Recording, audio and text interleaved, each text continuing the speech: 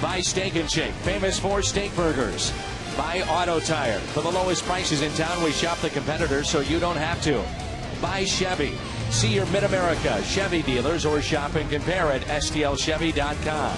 And by the State of Missouri Tobacco Quit Line. Call 1-800-QUIT-NOW. Ricky Horton is here filling in for Al tonight. I'm Dan McLaughlin, and this is Game 2 of this 3-game series between the Cardinals and the San Diego Padres. And no surprise tonight, as we are expecting over 40,000 once again. The weather has been ideal here in St. Louis in Mid-America, and a pleasant night for baseball. Cabrera, Eckstein, and Gonzalez, who has 30 home runs here in the first. Headley, Kuzmanov, Venable, Blanks, Hundley, and Stauffer.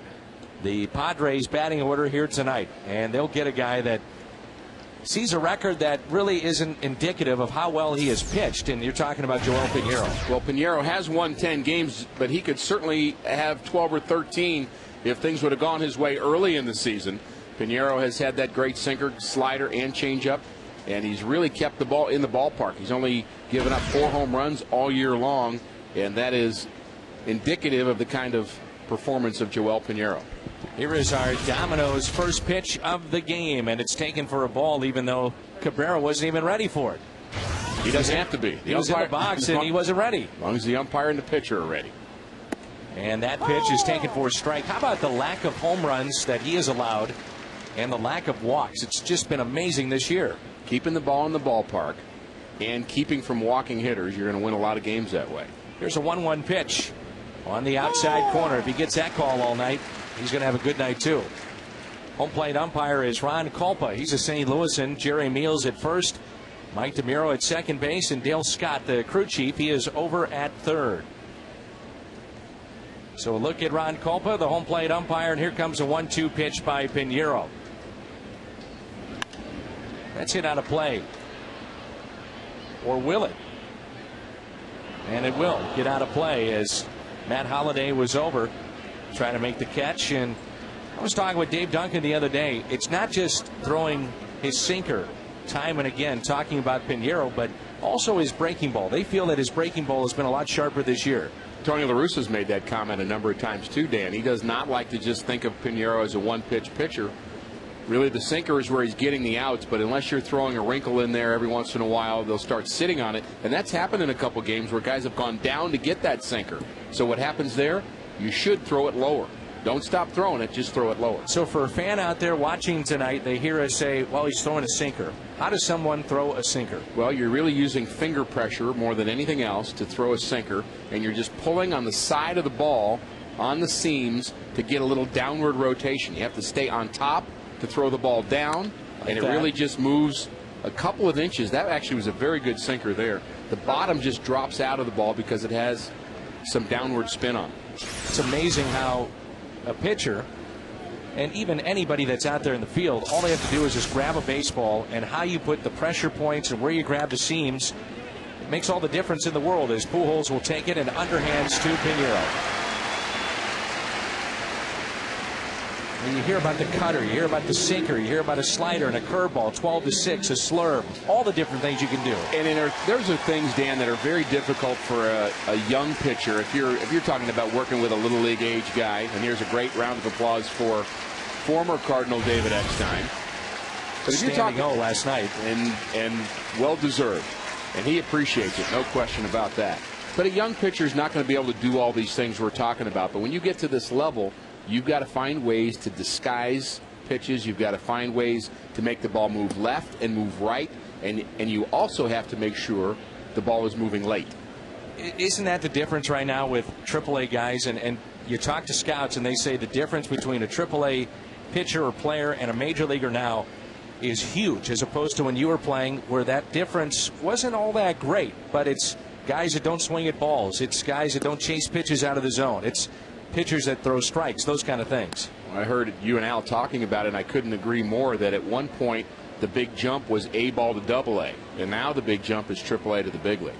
Used to be if you were an A ball and you showed signs of being a prospect, and once you got to AA, you were close. Now, a lot of guys in AAA, maybe not prospect type players, but they're just roster fillers.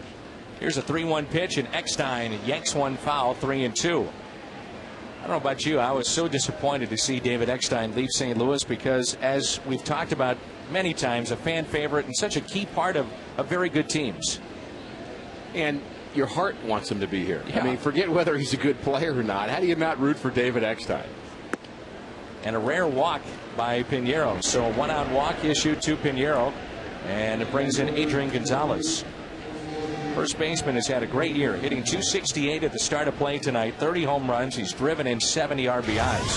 30 home runs, and half of his games being played at Petco Park, which is known as a pitcher's park. We'll see that next week. I would think that if the Padres wanted to spend money, that if you're an available pitcher out there, you say, well, I got a chance to go make a bundle of money. I'm in a pitcher's park, and oh, by the way, I get to live in San Diego. It's not a bad deal. Well, you definitely would get the brochure along with the contract offer of the beaches and maybe a nice picture of La Jolla and say, sure, you could live right here. Wouldn't that be beautiful? Huh? Yeah, but if they said your lineup was only going to give you 1.2 runs a game, different story. And you might go 4 and 18, but you'll have a nice view of the ocean. I don't know. I mean, outside every fifth day, you're going to love it. Don't worry about the run support. Just worry about where you live. Now, you lived in Los Angeles briefly, but you were with the Dodgers. Where'd you live out there? I lived in Glendale. Okay. And it was just about a 10-minute commute to Dodger Stadium, and really maybe 15. But it's hard to find a short commute to Dodger Stadium. There is none. There really isn't any. But liked our time in L.A., but certainly enjoyed being a Cardinal much more. And you see, with runners on, he's allowed those 4 home runs. He goes to 3-0 here on Gonzalez, right down the middle. I remember last night on 3-0, Gonzalez was swinging early in the game and hit into a double play.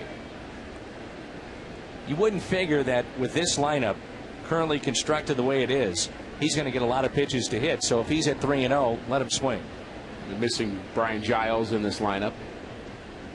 Doesn't have a lot of protection.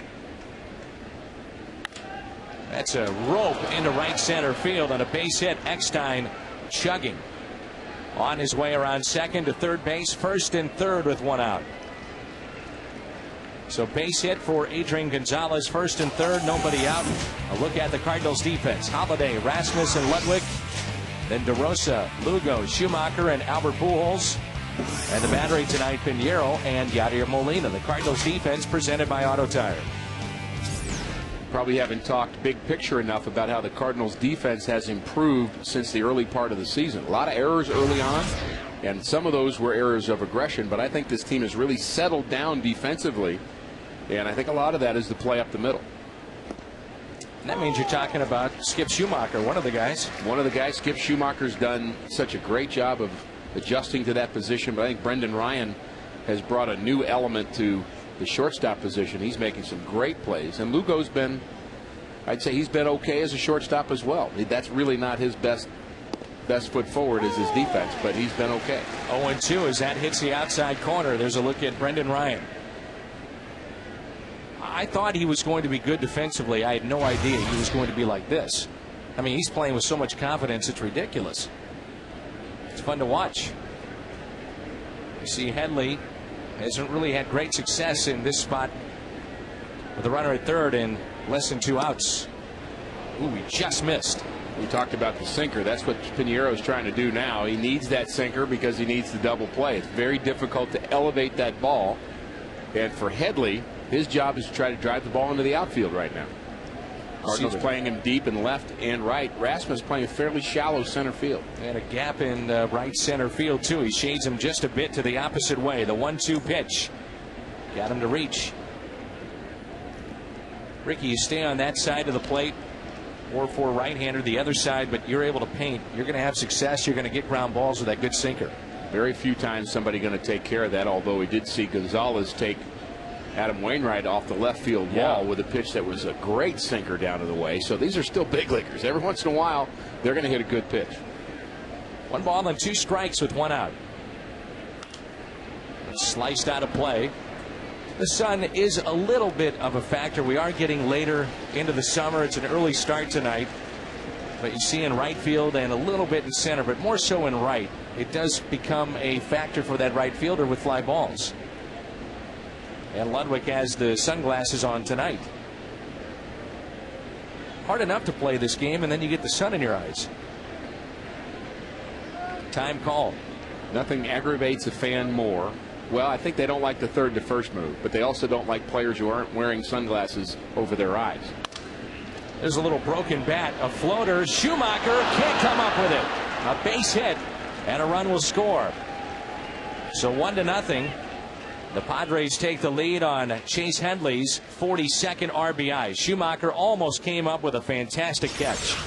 And Pinheiro had gone away, and then he comes in and he jams Headley. And if Schumacher was playing back normal position, he catches that ball, but he's moving in, cheating in, double play depth to try to turn two for his pitcher. So not able to come up with it. Great effort by Skip. Brings in Kevin Kuzmanov, who has 15 home runs, 67 RBIs, and hitting .264 on the year. Third baseman for the Padres. Runners at first and second. I think the thing that would annoy a fan more than anything is when you pay for a green seat and then you sit down and all of a sudden Shaq sits in front of you. That would annoy me. That was be a great. little frustrated. It was great when Jerry Clinton was sitting behind him. That was his seat. And Shaq decided to park right in front of him.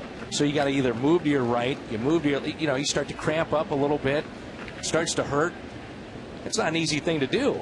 Watch a game behind Shaq. I don't care what game you're talking about. It was fun to see him at the ballpark, though. It was great. That's just kind of fun to see how players react to somebody who's a big fly in another arena, whether it's a musician or a football player. They just can't get enough of those guys. When you were here with the football Cardinals around over at Busch Stadium? Oh, yeah. They used to work out sometimes before our games because it was AstroTurf. Sure. And they wouldn't have to worry about it hurting the field.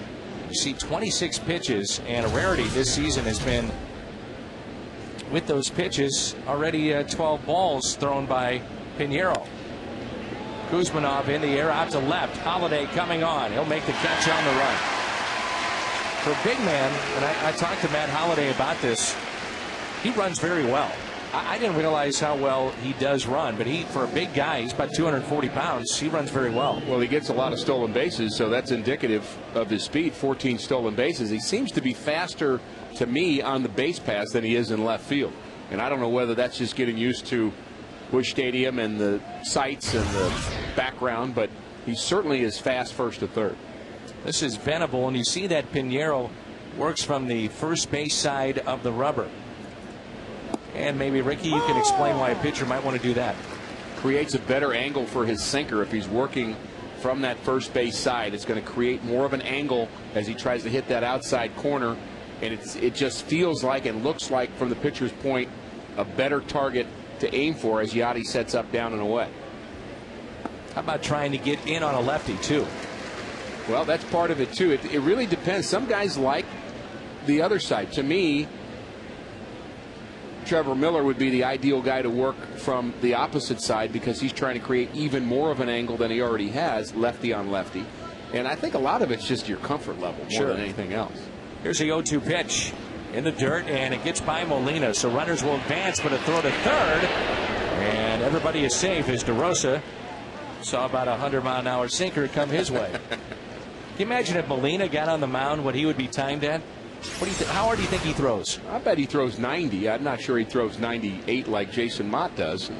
Mott made the good move from catcher to pitcher. I like Yachty right where he is. I do, too. I'm not saying let's move him. Oh, I thought maybe I'm just you saying I love the arm. starting a campaign there. Boy, he can let it fly. So wild pitch, and it's 1 ball and 2 strikes. Here on Will Venable, their center fielder. Outfield is very, very shallow. In particular in center with Colby Rasmus. And a swing and a miss. Pinheiro gets his first strikeout of the night. And the Cardinals coming up in their half of the first. Padres strike first. 1-0.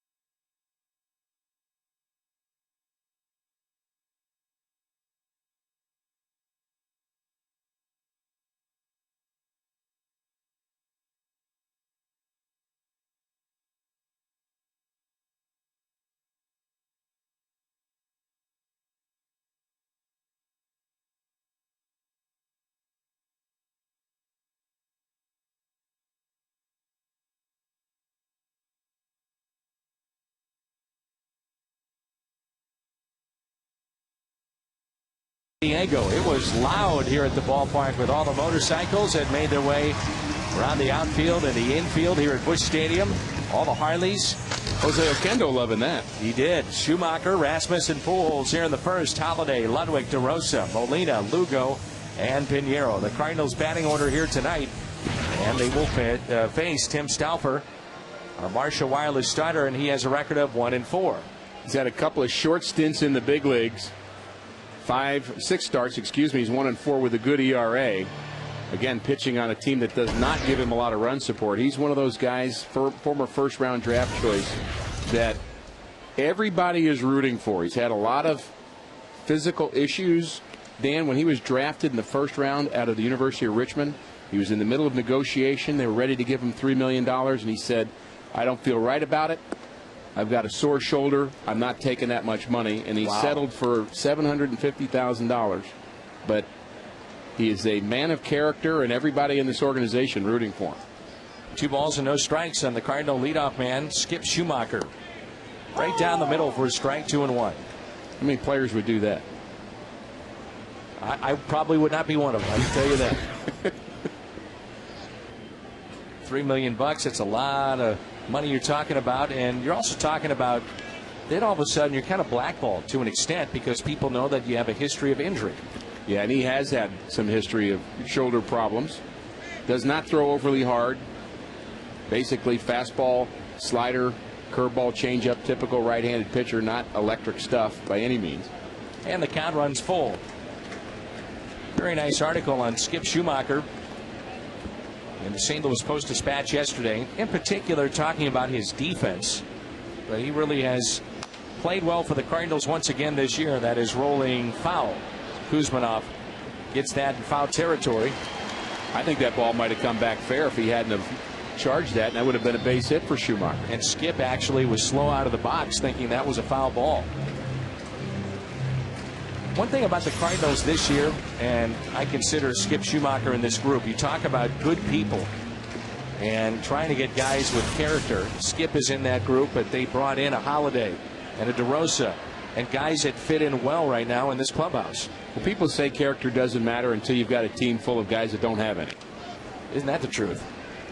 It means a lot for because you're with each other 6 months of a regular season, and then if you get into the postseason, that's another 7. And that doesn't even count what you're doing in spring training for a month and a half or so. It could be about 8 months out of the year. There's a ground ball hit to second. David Eckstein there makes the play. Let's take a look at the defense behind the right-hander tonight. Hetley, Venable, and Blanks.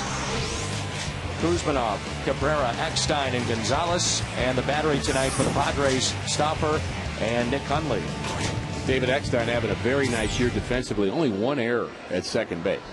And that was a move that was bound to happen sooner or later. David Eckstein moving from short to second. He's handled it very well. It's primarily where he has played his career prior to the big leagues. Another opposite field base hit for Colby Rasmus. He did this last night. That's good to see, Rick, him going the other way. And we talked in the open about him being a streaky hitter. I remember that game in spring training where after struggling for a couple of weeks, he had a 5-for-5 game in spring training, and he just caught fire as there. He kind of inside outs that pitch. Ball on the inside half, keeps his hands back, goes the other way.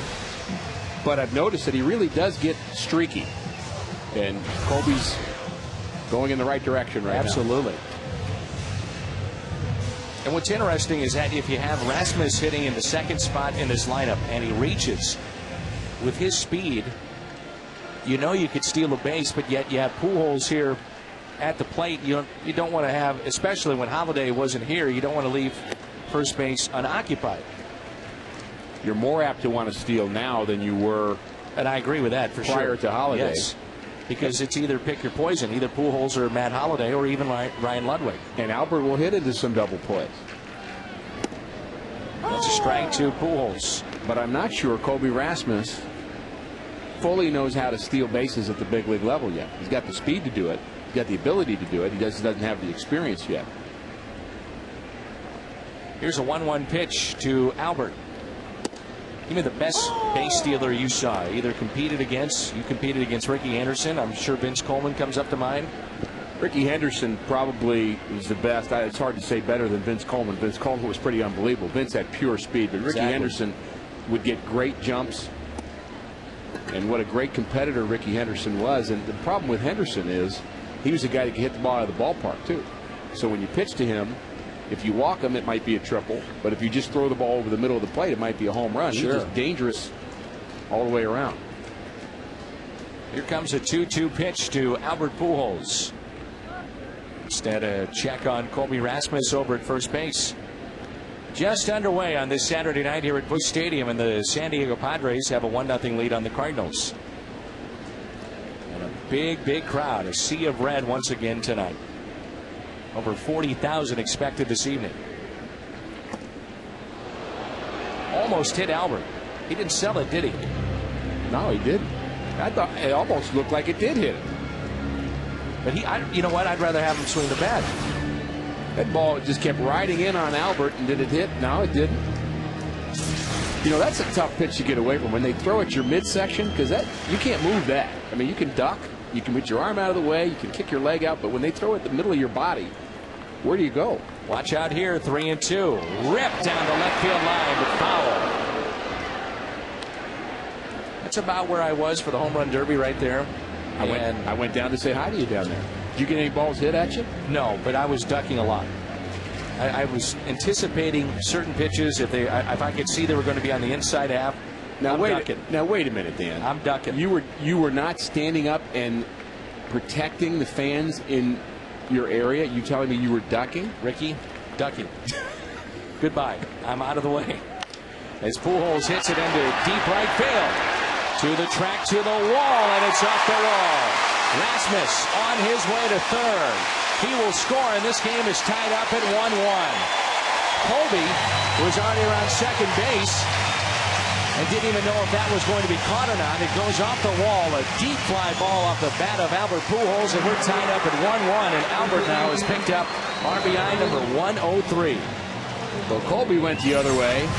Albert goes the other way with power. This pitch up and away, drives it off the wall, almost caught at the base of the wall. And Colby Rasmus gets a good jump, and he barely stops. He sees where the ball is.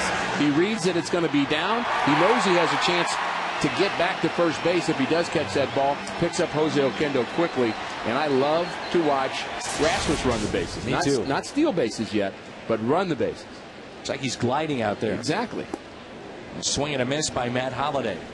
We thought Matt Holliday would make a big impact in this lineup, but no one had any idea it would be like this. He has been remarkable in his time here in St. Louis, hitting close to 500, 4 home runs, and 20 RBIs. He's got 15 home runs on the season and 74 driven in. Overall hitting .323. Holliday rips it into left center field. To the track, to the wall, and it's gone. Albert Pujols is gone, and so did Mr. Holliday. Cardinals on top. His 5th as a Redbird. 3-1 St. Louis.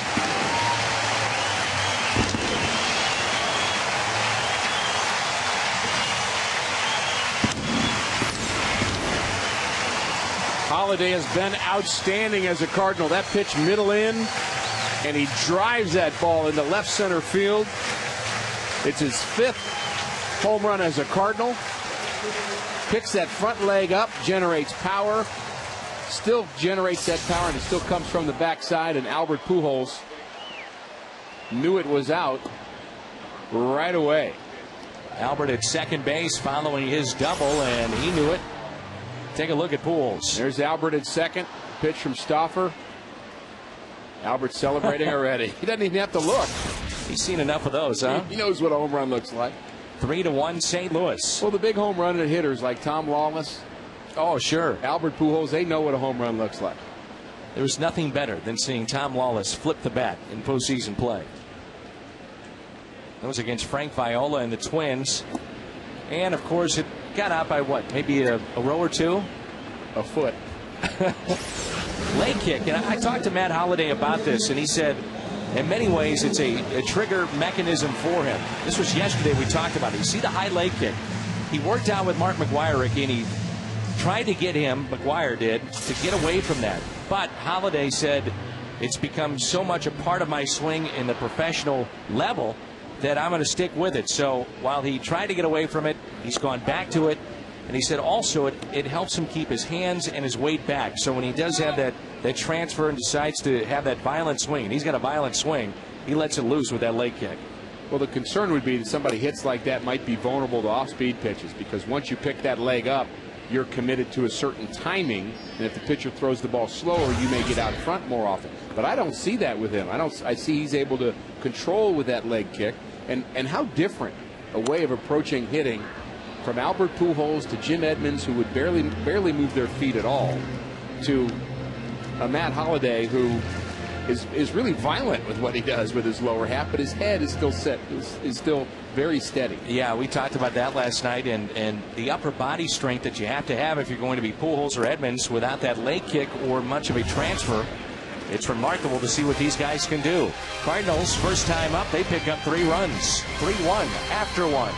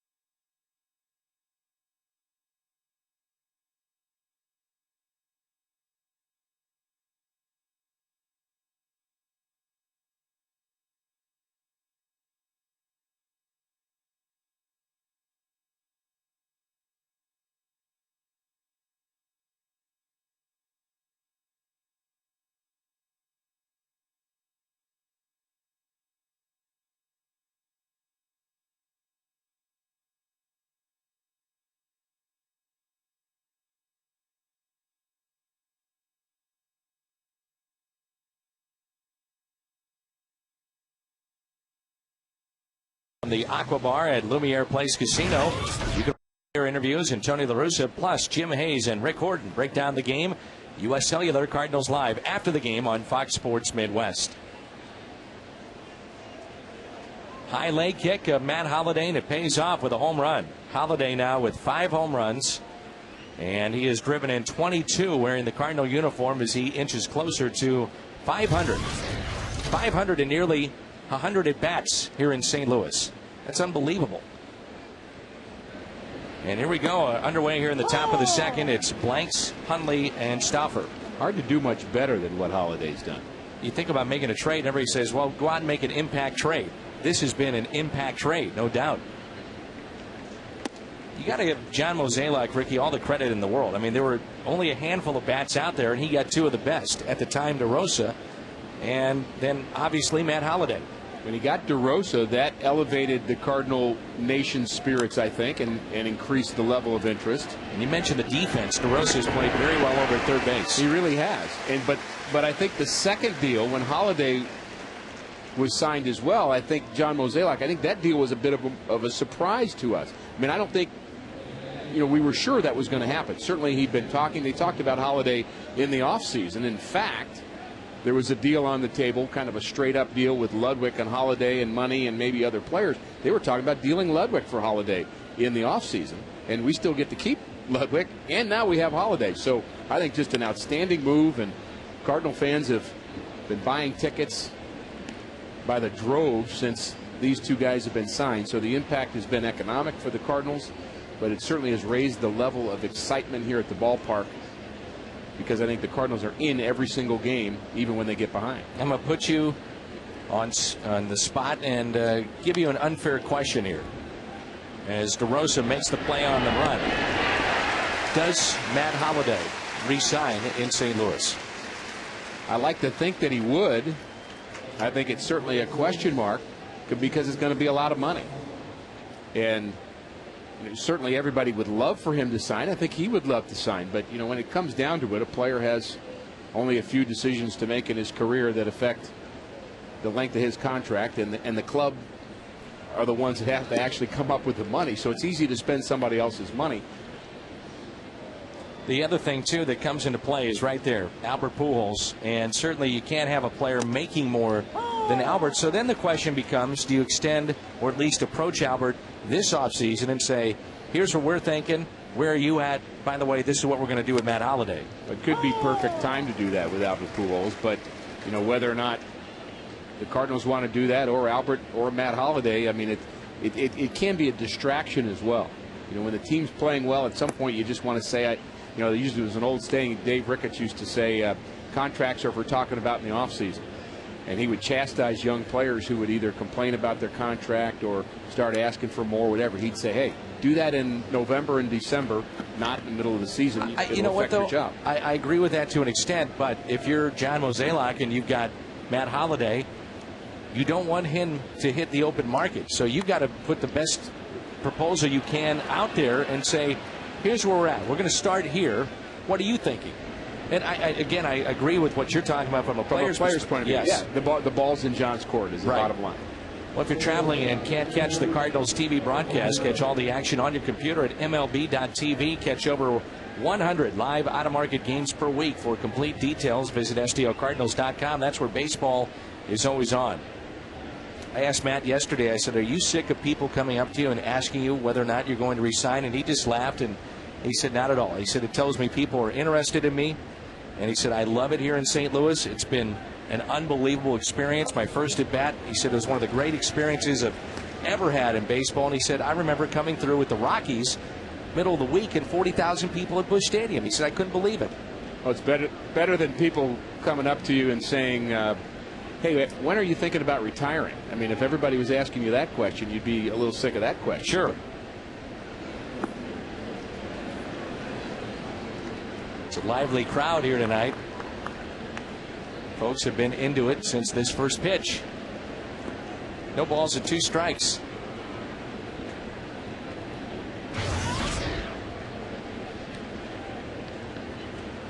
Here's Cabrera with 2 outs and a runner at first. It's Brian McCann's birthday. Not that Brian McCann, our Brian McCann.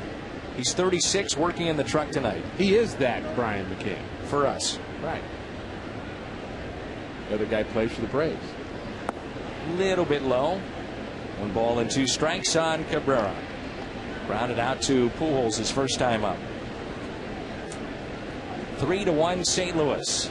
Cardinals picked up an RBI double by Pujols in the bottom of the first and a 2-run homer by Matt Holliday.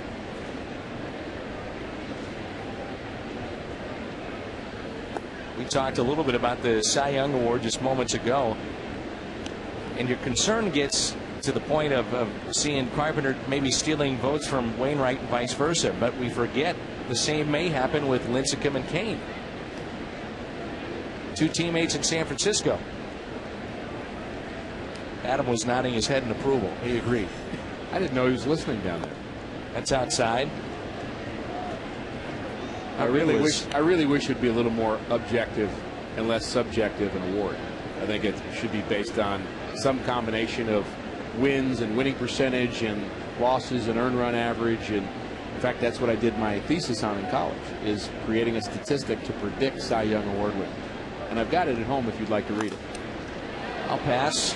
Ludwig on the move, and he's over to get it. He'll throw into second base, and that'll hold Cabrera to a single. So first and third. Take a look at the pitch location if this was part of your thesis.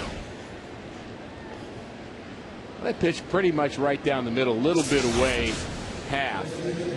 And that's one of the things we were talking about. Sometimes hitters know a pitcher's trying to throw sinkers. They'll go down and try to elevate the ball even if it's down in the strike zone, and that's what Cabrera did. He went down to get it. You showed me a DVD the other day of your work as a doctor on the postgame show. Now that was something to see. Doctor work. It was well done. Well, as I've been working my way towards the post-game set, people have been yelling to be calling me doctor. I'm not sure if that's a good thing or a bad thing.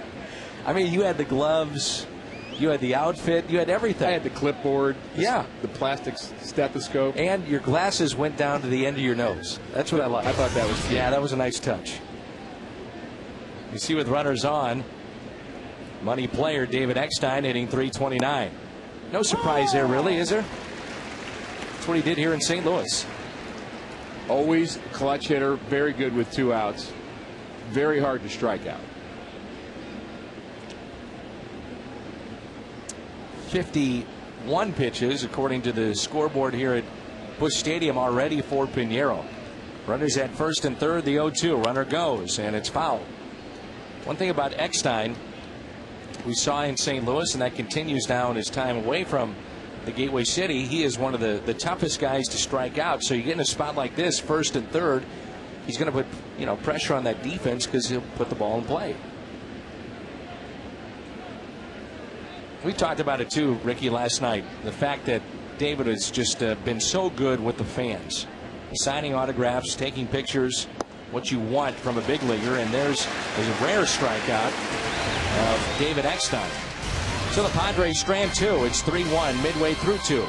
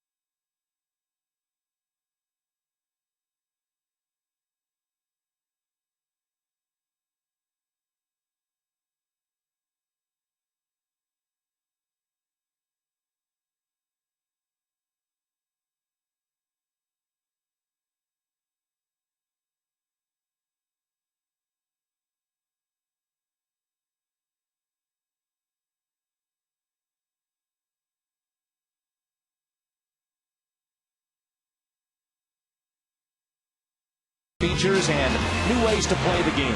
Log on to foxsports.com on MSN and join the next generation of fantasy football. These crowds have just been unbelievable. 3-1 Cardinals. I believe we are sold out again tonight on this Saturday night. Why not? Weather is ideal. It's perfect. And Tony La Russa even talked about that in today's paper. We talked about it last night, how the weather. And, Ricky, you dealt with this as a player here in St. Louis. We have had a just unbelievable summer. It has been mild, and you think about the toll that a hot summer might have on a baseball player. Well, I think it's a positive in terms of the fan experience here, no doubt. And why not come out on a beautiful day like today and watch your favorite team play? But I wonder whether the Cardinals have lost their home field advantage with that. I mean, when teams would come into play here, it was miserable. I mean, miserable for the visitors. All they could do was talk about how hot the turf was or how hot the stadium was, and I'm not sure that advantage is there anymore. How about for San Diego? They come from maybe the best place in the world. Then they come to St. Louis where the weather is a little bit hotter than what they experience on those cool summer nights. Nice play made by a fan to our right. Nothing to it. Cardinals are 10 games over 500 at home, 3 games over on the road.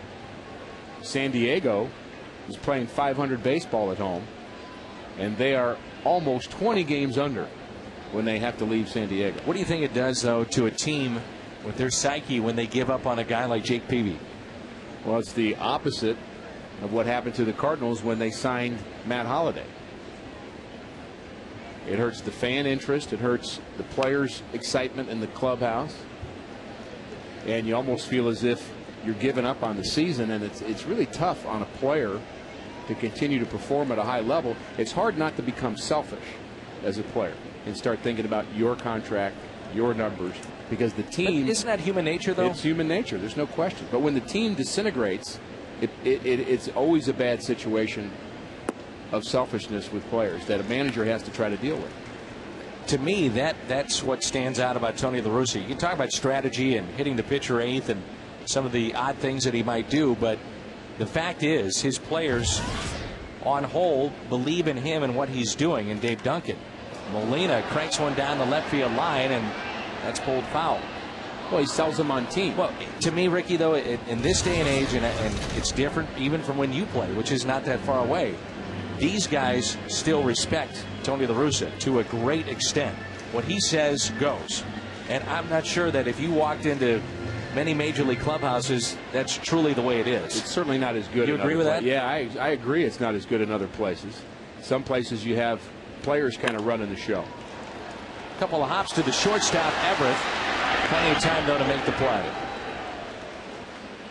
And what I mean by that is that you're talking about money, you're talking about egos, contracts, and yet he's able still to tie that all in to say, look, we're a team, let's try to go out there and win. And I'm going to say that is a great similarity, and people may differ about what they believe about Whitey Herzog versus Tony La Russa, but I think they're similar in that respect.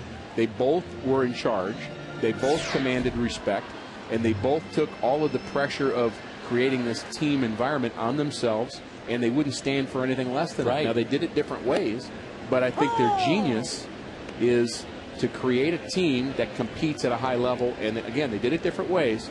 Tony's more of a pressure guy. Whitey, more of a kind of a relaxed, let's talk about fishing guy.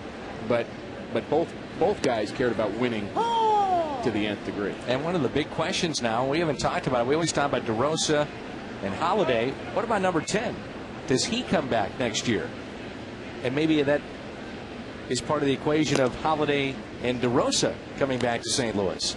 Sign all three of them? Right. Throw Albert in there? Here's the thing, though. If you're Tony La Russa, in the back of your mind, you're saying, I have managed every game of arguably this generation's best player and maybe could go down as the greatest player we've ever seen in our lifetime, which is Albert Pujols.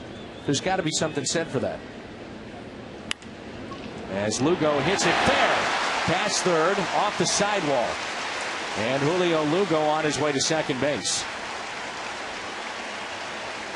I mean, you wake up every morning, you're thinking about your lineup, and you know how Tony is. That pitch was up and pulled by Lugo. He's always thinking about the next game and the lineups. Once this game will end, but one thing you can always pencil in is you see the Exmo Cam presented by Hot Shot Sports Bar and Grill, number 5 in that third spot in the lineup.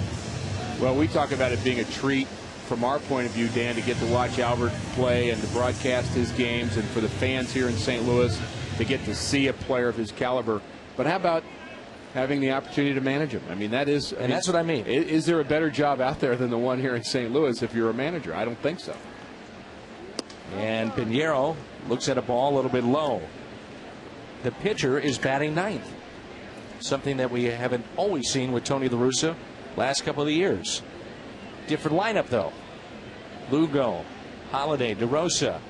So the pitcher bats ninth, and a swing and a miss by Pinheiro. There's certainly reasons that he does that. Different personnel force him to go in the direction of having that extra leadoff hitter in the ninth spot. And we tease each other back and forth on that subject quite a bit because I'm still not sold on it, but I understand why he does it. And he's always got a reason. I don't ever doubt that. You understand it, huh? I understand it. I don't agree with it. Okay. There's a difference. I understand you, Dan, but I don't always agree with you. I've felt that many times. Thank you, Ricky. I appreciate that. I watch the post games, okay? I see what you're saying out there. The 2-1 is taken a little bit low, and it's 3-1 on Pinheiro. And you're working with Jim Hayes tonight. I am. Not Pat Paris. And you'll be live at Lumiere Place. Look forward to that. We always have a great time talking more about what happened and why it happened and what to expect for tomorrow. And that's a strike. Pinheiro was on his way to first, and he's saying, hold on.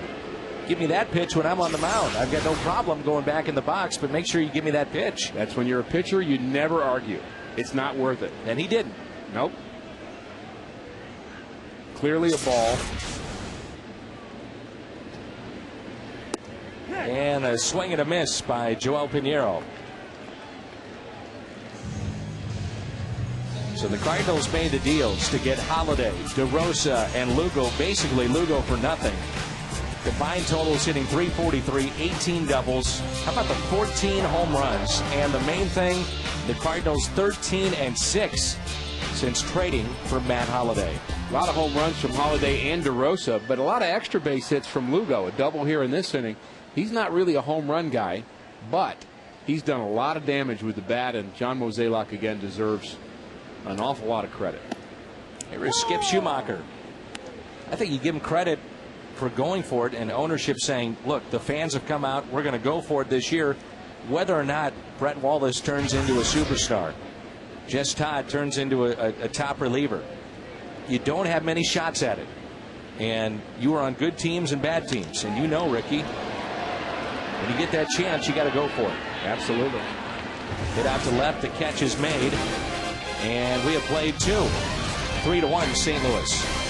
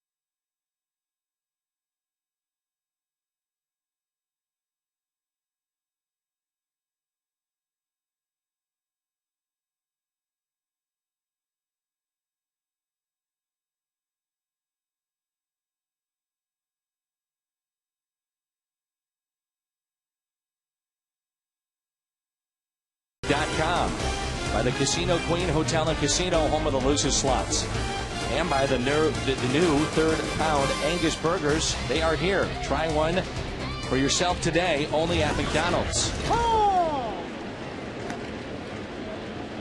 Here is Adrian Gonzalez to lead off the third, and a gorgeous night once again here in St. Louis. I want to clarify something that I said. I said the Cardinals got Lugo for basically nothing, meaning money. Cash, right. Not the players involved, because you don't know what could happen with Chris Duncan. If he gets on a tear, gets healthy.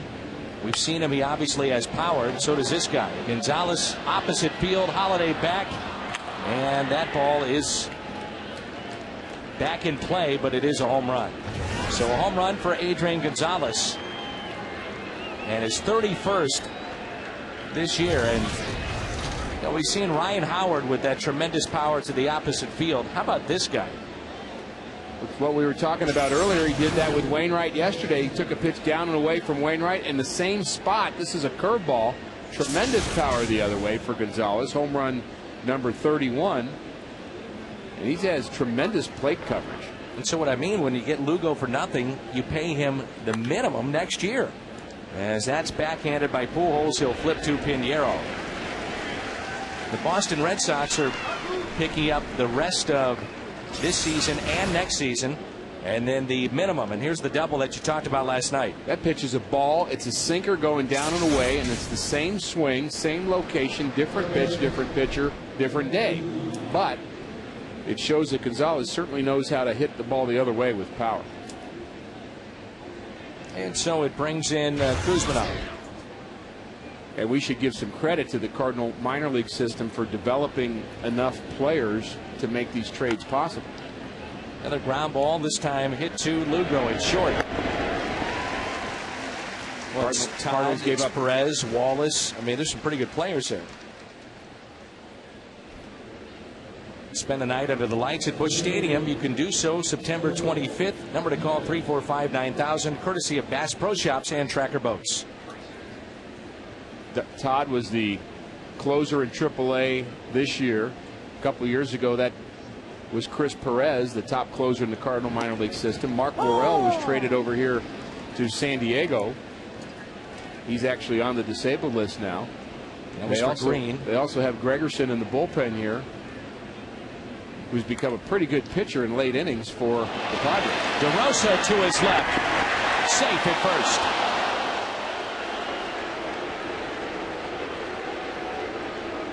Made it close. Excellent play going to his left. DeRosa showing range. Pops up quickly. Good call at first base. The athleticism to be able to make a play like that. Not that simple.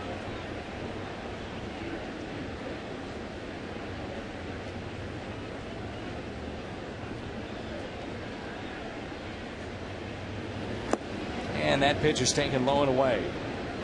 Over in the other broadcast booth is one of my favorites to cover and watch. That's Tony Gwynn. Oh. Did you face Tony? Oh, yeah. I loved pitching to Tony Gwynn. You could not strike this man out. Hold on. I did. I liked the challenge. You loved pitching to Tony Gwynn? Yeah. I like the challenge. Are you a sane mind right now? Masochistic. I mean, you're hey, talking you know about one of the Ask best. Tony. He loved hitting off me. It was mutual. 3-2 St. Louis.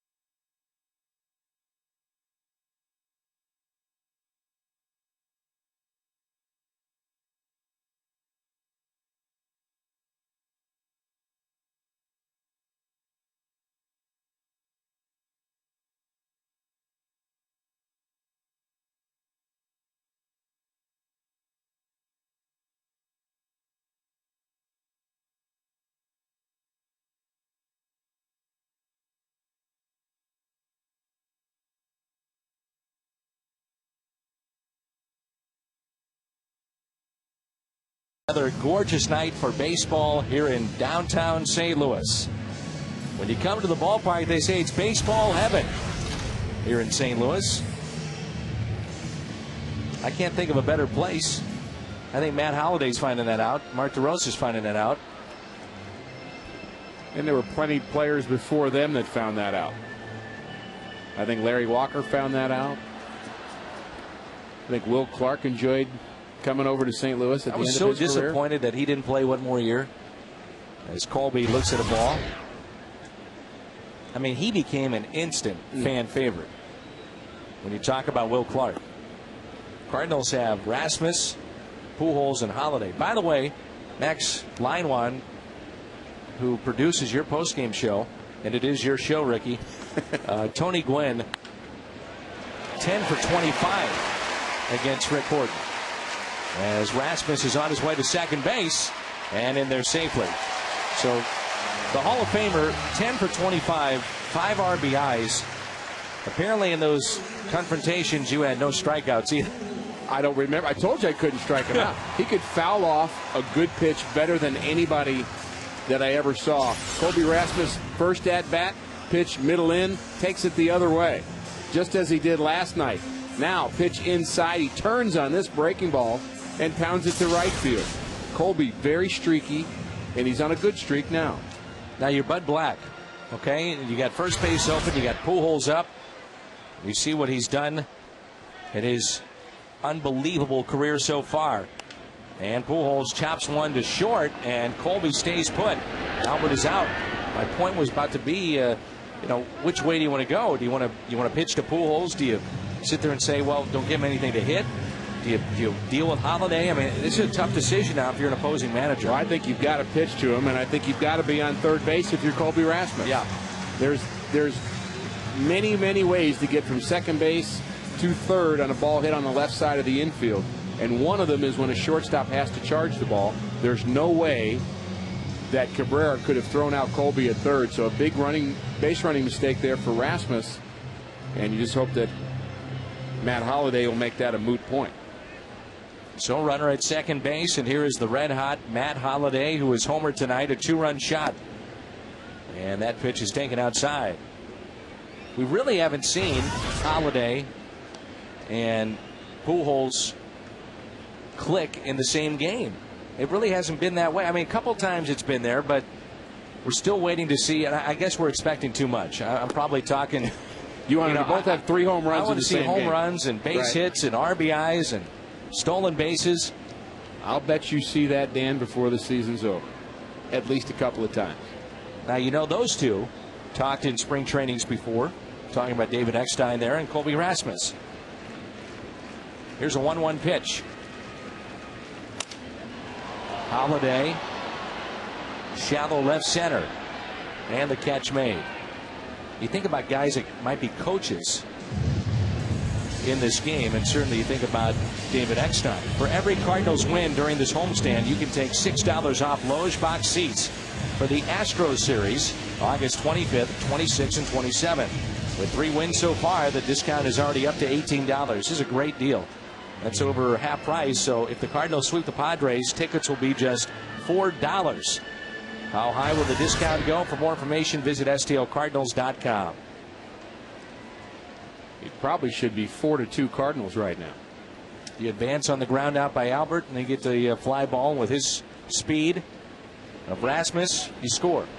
And you think about it when you're playing the elite team. San Diego is not an elite team. You can't make that mistake. You can't make that mistake. That's right.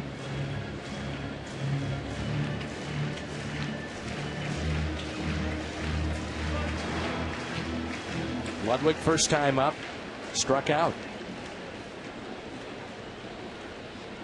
This right-hander for San Diego with 3 strikeouts tonight. And that's popped foul. Mentioned last night how you really pull for a guy like Ryan Ludwig. You want to see him do well with all the injuries he's had to deal with and not being a full-time player at times in his career, and yet here he is quietly 74 driven in this year. He almost does better in that quiet role, doesn't he? As opposed to the guy that's the front-line guy that you count on every night. 1-2. Although kind of sneaks up on you. The numbers would tell you that he was as good as anybody hitting behind Albert Pujols, in particular when Albert was walked, intentional or not. And many times the unintentional walk was the intentional variety. They were trying to get to Ryan Ludwig, and yet he made opposing clubs pay. He was very good. And he strikes out for the second time. That's 4 for Stauffer here tonight. Fourth inning rolls in. When we come back, it's 3-2.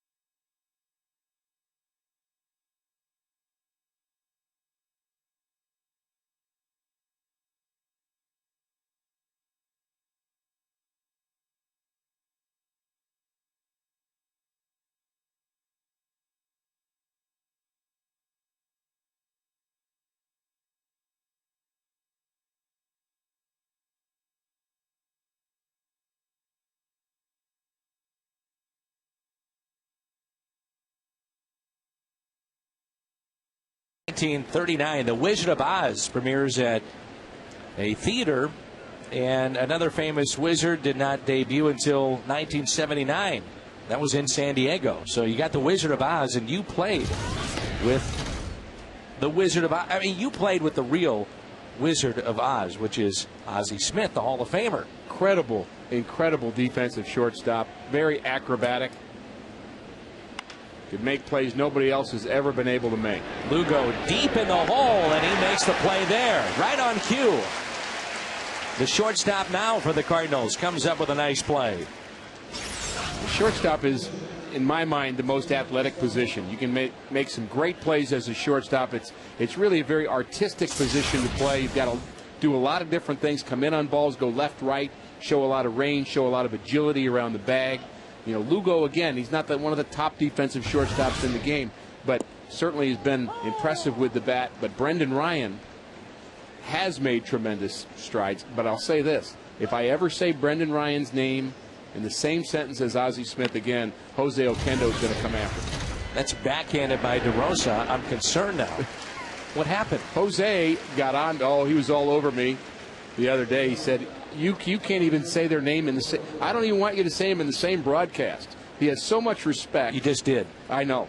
And I keep doing that to bug him.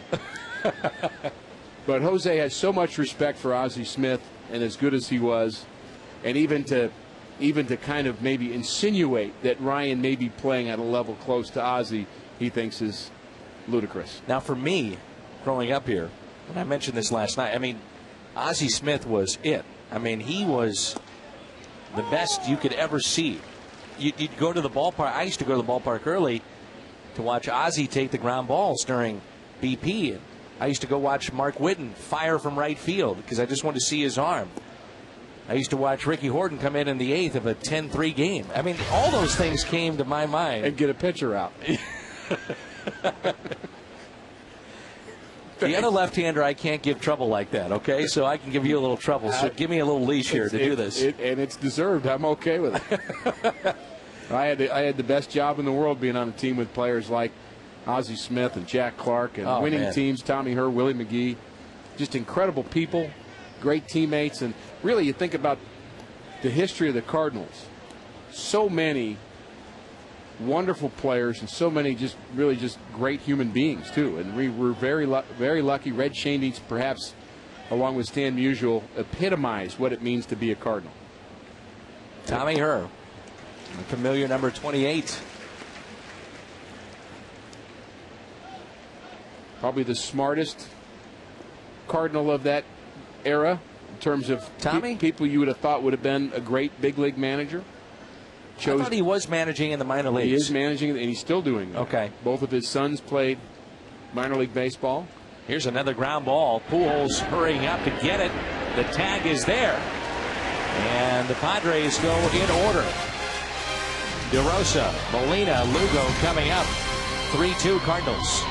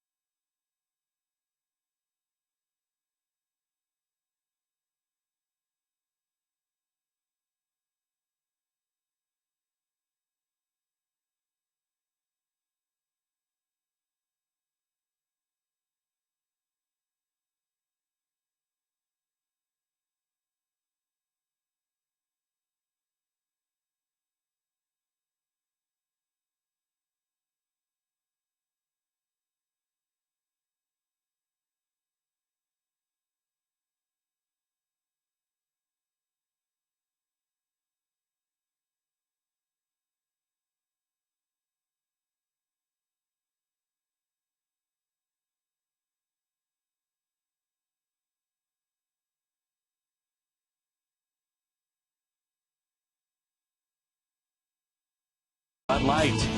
And the Cardinals and the Padres will play in Game 3 tomorrow on KSDK and the Cardinals TV network. That means Rick Horton and Jay Randolph Sr. You'll have the call at 12:30 tomorrow, and you've got some folks behind us. I do. My sister Cindy and her family are here. My daughter's here before going back to college. It's a big Horton family reunion up here. They just came to meet you, Dan. Glad that you could figure out the perfect date to do it when you actually are in the booth to make sure that this happened. That's right. How about that? You know, you could have done it tomorrow when you were on Channel 5 with Jay. I could have. Looking forward to that game. May be a sweep for the Cardinals if they are able to hold on here. And what a homestand this would be if the Cardinals continue to play like this. August set up as a good month for the Cardinals. 5 off days. And 23 out of 26 games against teams less than 500. Padres certainly in that category. And so you just have to take care of business, Dan. You have to win the games you're supposed to win. That's inside to DeRosa. You, every Sunday, get the chance to work with one of my favorites and a legend here in town. And you talk about Jay Randolph. What a wonderful man. Classic guy. And he knows. Man, what a good guy. He knows everybody. Yes, he does. I mean, everybody.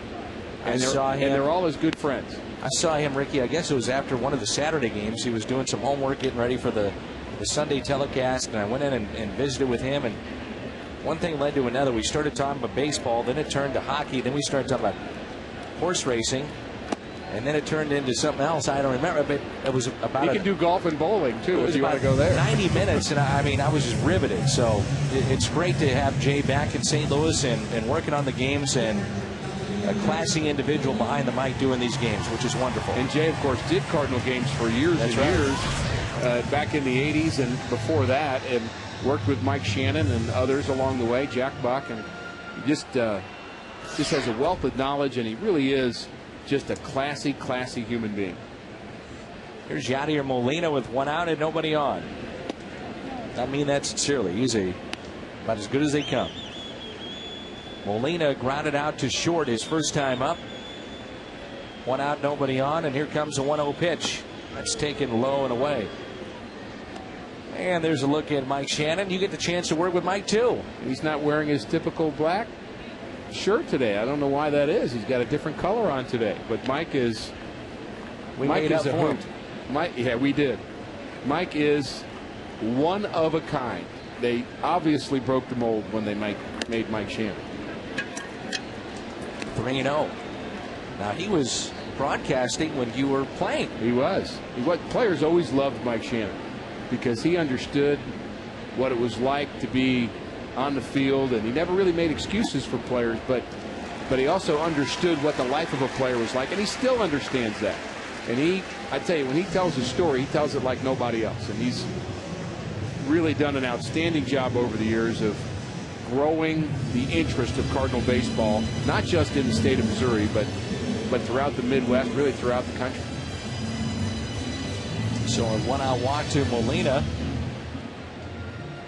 And to Mike's right, our left, is Jim Jackson, the producer, engineer of Cardinals baseball, and he's been around for over a decade with the Cardinals, but doing SLU basketball and hockey. Wonderful man. We've got a good group, don't we? We do. Jim has the perfect kind of disposition to work with all of us folks. He just kind of smiles and lets it go in one ear and out the other. So you're saying that he patronizes us. Okay, that need to look that up in my Virginia dictionary. And John Rooney. John and I go way back. John used to do games for the AAA Louisville Redbirds in the early 80s when he was first starting out, and it's great to have him back in the Cardinal organization. And he's just got that wonderful voice, doesn't he? John just has a very unique voice, and he's a Cardinal through and through. 1-1 as they continue to check on Molina. Actually had a steal last night. It was a great jump. I'll say. And it better be. I'll say. And it was for Molina as Julio Lugo digs in. 1-1, and that pitch is taken for a strike. Well, it's what we were talking about the feel of stealing a base. That Yadier Molina has 7 stolen bases and Colby Rasmus has 1. I mean, it's just there's something about the fact that Yadi has learned how to do it and when to do it, and has a feel for it, and Colby has not yet developed that. And I understand sometimes he doesn't have the green light. Lugo slowly hit to second. They'll get 1 here. Lead runner. Talk to Tim McCarver about Julio Lugo, and we'll mention that in just a moment. As Cardinal fans, when it comes to tickets, you deserve Major League service, so go to StubHub. It's the only site with Fan Protect guarantee. And Tim McCarver was saying that he felt the Red Sox gave up on Lugo way too early.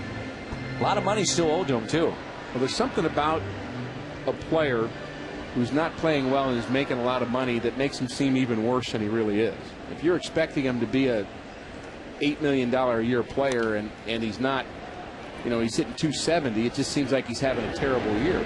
And, maybe it's not a good year. Maybe it's not an $8 million year. But what happens is your expectations get so high that you turn on him and the pressure starts to build even within the player, and you just feel compelled to make a move. I think that's what happened with him. You got to think, too, that with the Boston-New York rivalry and the big names that come into that rivalry, that if this guy doesn't produce, the heck with it. See you later. We'll get somebody else in here. Edgar Renteria did not have a very good you don't stay with that player.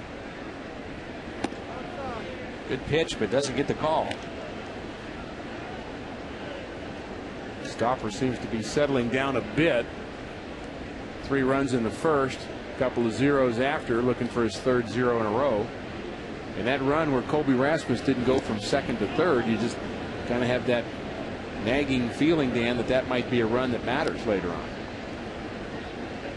I agree with you. It's 3-2, and you mentioned before how the Cardinals very easily could have made it with a 4-run lead, or at least put 4 runs up on the board and had a lead. Pitch number 73 taken low by Pinheiro.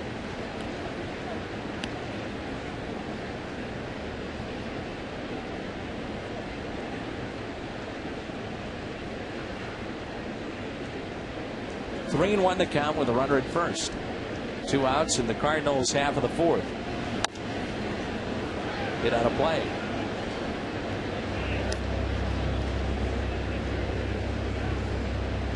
The team that really concerned me not even the Dodgers, but the Phillies with their left-handed pitching. And now I look at the Cardinals with Lugo, Holiday, DeRosa, and I think you might have countered that left-handed pitching if you get into postseason play. Certainly a more balanced offense. You think of an offense that was built around, of course, Albert, but Schumacher at the top of the lineup playing every day, and then Duncan and then Anfield. You're talking about a vulnerability to left-handers there, and now you've got a lineup built around Holiday and Pujols and DeRosa, and you throw Lugo in there or Brendan Ryan, and all of a sudden a lot more effective against left-handers. So a walk to Joel Pinheiro, second walk in this inning. And we go back to the top of the lineup and Skip Schumacher. Has Stauffer been what you expected here tonight? Yeah, not great stuff, but looks like he knows how to pitch a little bit. And really it's all about just mixing his pitches for him. And for most pitchers, Dan, that's what it is.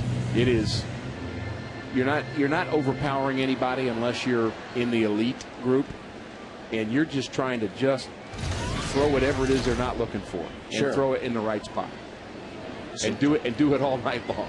2 on for Skip Schumacher, and one of the guys that people are talking about in baseball circles, Steven Strasburg, which was Tony Gwynn's pitcher at San Diego State. So they have until Monday night to make that decision, to offer him enough money, whatever that is. Speaking of the Washington Nationals, and the Cardinals, they've got their high school pitcher they have to sign by 11 o'clock on Monday night. So right now, John Mozeliak is saying, yeah, I'd like to maybe tinker with this lineup or tinker with my bullpen, but I also have to think of the future, which is getting my guys signed. Shelby Miller. 0-2 pitch. In the air to center field. That'll drop. And a run will score. Lugo will score. And the Cardinals add on to their lead. It's 4-2. The center fielder stayed back on that. It looked to be maybe a catchable ball, but we don't know.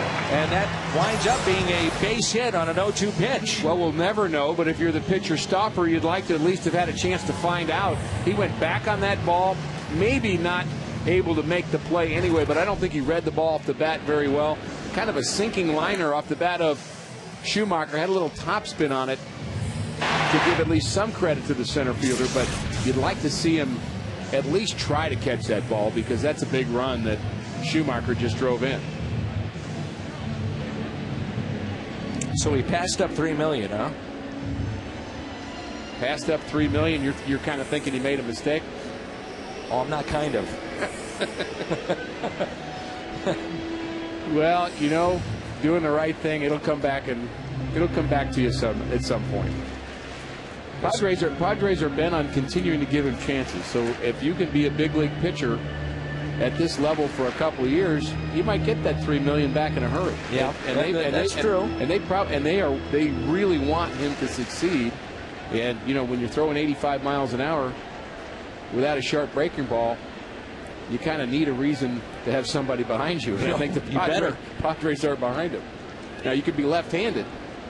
That's a different story. Left-handed with a pulse and you're okay. You're right. But right-handed is a little different story. You throw a breaking ball, 85, you can spot it, you're just fine. Lefty, not righty, lefty. Pujols on deck and Colby at the plate right now. Rasmus, a couple of singles so far. 2 for 2. That's outside. 2 balls and no strikes, and you would figure with runners at first and third, 2 balls and no strikes, Pujols on deck, you should get a pitch to hit. He's going to get a pitch to hit. He's swinging the bat well. He's got a count in his favor. I would say Colby Rasmus has a better than even chance of getting a base hit right now. The 2-0 pitch. Hit on the ground to second base. Eckstein, the former Cardinal, puts him away. And he also has a chance of grounding out to second. That's the other thing that could happen. Pujols left on deck. 4-2.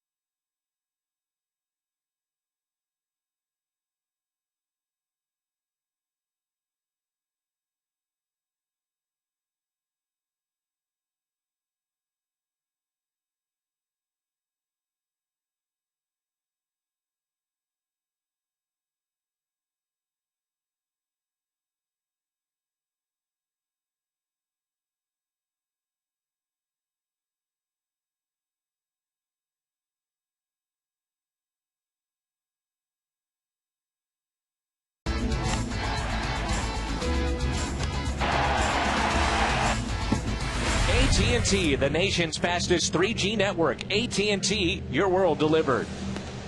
Rick Horton filling in for Al tonight, and that's Matt Holliday. I'm Dan McLaughlin. It's 4-2 St. Louis, top of the fifth here at Busch Stadium in St. Louis. And Matt Holliday has homered tonight, a 2-run shot. Already his fifth as a Cardinal and 22 RBIs. Pujols, by the way, an RBI double. He's also grounded out to short. But if you're a championship team, Ricky, this is David Eckstein, followed by Gonzalez and Headley. I'm not necessarily saying they have to sweep series because baseball is such an odd game where at times you don't. But if you're a championship team, a winning team, you have to win these series. You have to win it, no question about that. David is hustling down the line, but retired to start the fifth. You're going to run into a hot pitcher every once in a while, even if it's not one of their aces. Some guy's just going to have a good game and have his good stuff and neutralize you, even if he's pitching on a poor team. And so you are going to lose some games. That's just the way baseball is. The Cardinals are playing in the game that will end the second third of the season. This is game number 118. So we're entering tomorrow the final third of the season. And that's what you want to do, is win series that last third of the season, and you're going to put some distance between yourself and the Cubs if you make that happen. Here's Gonzalez, and Pinheiro has been a different pitcher tonight. Take away the first inning, and for the most part, he's been very good.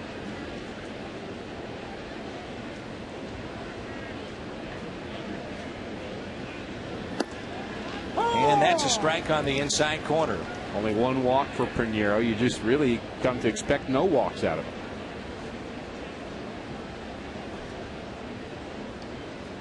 One ball, one strike. And the next two, Gonzalez, who is homer tonight. You see they're trying to pitch him in, Dan, after pitching him away a couple of times. Wainwright, again, he took the other way for a double. Last at bat, he homered. Fastball in, no. Slider. Fastball in, no. Slider, no. Fastball away. Going to try to go away again. Yachty doesn't seem too sure about that. The 2-1 pitch, it's away, and it's a ground ball. The shift, not to the extent we've seen it before, but it was on as Skip was on the outfield grass, and there's 2 away. So Gonzalez retired for the first time tonight, and Skip is about 5-10 feet on that outfield grass. He tried to pull that one, and Skip. They used to call that in softball the short fielder, the one that was right. like the fourth outfielder. Yeah, that's him. If you ask Skip, I bet he'd be comfortable being known as your fourth outfielder. But yet, he's finishing games at second base. Why take him out now? I think he deserves to be in the game at the end right now. Here's Chase Headley. 2 balls and no strikes. So the question would be, you're in the 7th game of the World Series, you have a lead. Is Skip your guy? I think right now he is, to play second base. I mean, this guy has done an unbelievable job at second base. To move from the outfield and all of a sudden play this position at this level, I mean, no one else has done that for years. Some would say it's the hardest position to play too. You got double plays. You've got, think about backing up. You're talking about backhanded plays. Do I turn to my left, my right? How do I underhand on a double? I mean, there's a million things that come into play. Relays. Yes, relays. Great point. Got to have a strong arm. Cardinals had a strong arm in Grudzielanek at second base, but Schumacher's is just as strong. Oh, he's beyond that. There's no doubt. And a strikeout for Pinheiro. He's settled in. Pujols, Holliday, Ludwig, all coming up.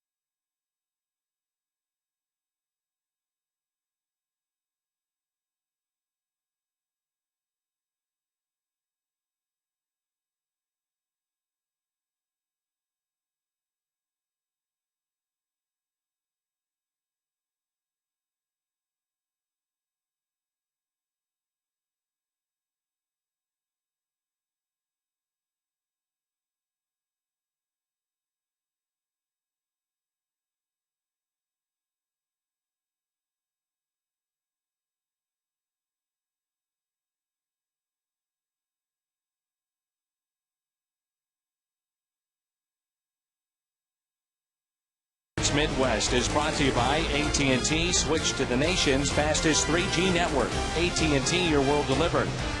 And the Chrysler Summer Clearance Sale is here. Get to your Chrysler dealer today for some of the best deals of the season. Here's Albert Pujols, and the Cardinals have a lead. The top of the fifth was a very big inning for Joel Pinheiro to get through the heart of the order of the Padres with another 0 up on the board, and maybe the Cardinals can extend the lead here. 2 balls and no strikes on Albert Pujols, who has an RBI double. He's also grounded out to short. Then you have Matt Holliday, who's homered tonight, and Ludwig 0 for 2 with a pair of strikeouts. The 2-0 pitch to Albert. He gets that call. He gets that call. He does. 3-0. I think it's interesting for our fans to hear your perspective of Albert Pujols, because they see him wearing a helmet, putting on a glove, but you know him at a different level. I mean, you know him away from the ballpark better than most. And when you watch him address the batter's box, he's got a scowl. You know, he looks mean, he looks unhappy, but I know him a little bit. He's not like that. And he's not that guy. And I know you know him very well. But I love the fact that he is that guy in the batter's box, though, Dan. The competitor in him wants to win. There's nothing wrong with that. And that scowl is not, I hate you. That scowl is, I'm going to hit this ball 400 miles, right, and there's nothing you can do about it. I don't think that's mean. I think that's competing. But Albert, I think what he did in Pittsburgh with that fan that fell off the railing and injured his head, and Albert's care for him, to me, shows what kind of man he is and shows the real Albert Pujols. And he's not perfect. I mean, who is? And he has demands on his life that none of us really understand. And he's going to have his moody days. But for him to stand there and care for that fan shows that he really has a genuine interest in people. Here's the 0-1 pitch to Holliday. On his hands again, 0-2, and Holliday shaking his head just a little bit because he had a couple of pitches probably to hit right there. 0-2 the count. That fan, by the way, is fine and no issues whatsoever. So I know we've had a lot of response of fans in Cardinal Nation concerned about that particular fan. That fan is healthy and no problems. His son, by the way, was celebrating his 21st birthday, and his son has Down syndrome. So there was a connection there even before the injury with Albert Pujols. Burke getting loose in the bullpen for San Diego. Albert ended up signing a ball for that young man and had a little counseling with him to tell him that, hey, your father's going to be okay. Really, the great part of that story to me, and also some credit to Perry Hill, the first base coach for Pittsburgh, is Brad Henderson said when he went over there as a trained person in that kind of situation, as the trainer for the Pirates, he let Albert continue to do what he was doing and didn't take over because he was doing it so well. That's incredible. That's a called strike on Holliday. He doesn't like it. He strikes out for the first time tonight. Couple of words, and he'll head back to the dugout, and it brings in Ludwig.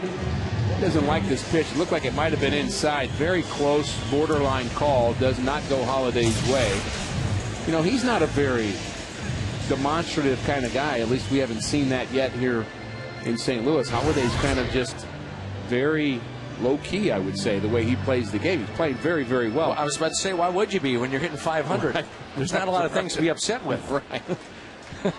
But the emotions even can come out in a positive way. I mean, you just see him just kind of ho-hum doing his job. And so there are different ways that players deal with their own emotions. Some of them like to play emotionally, and some don't. Yeah.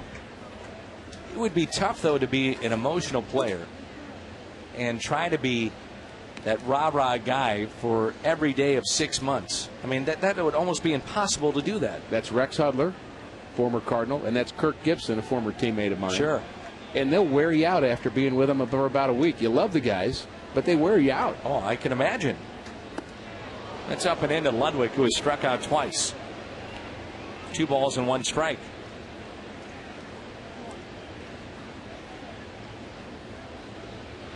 You were there back in 1988, the famous home run. I was traded to the Dodgers. Kirk Gibson, for the first day I met him, he said, "My name's Kirk Gibson. What are you going to do to help my team win?" Is that right? That's what he said to me. Well, I don't know, but I'm scared of you. At least you're honest. I don't know. I'll try to get a lefty out here and there. You know, I mean, if Tommy wants me to go in the rotation, I'll do that. Whatever I need to do. That's hilarious. That's intimidating too. Oh, I was very intimidated. The 2-2 pitch to Ludwig instead of check on Albert Pujols over at first.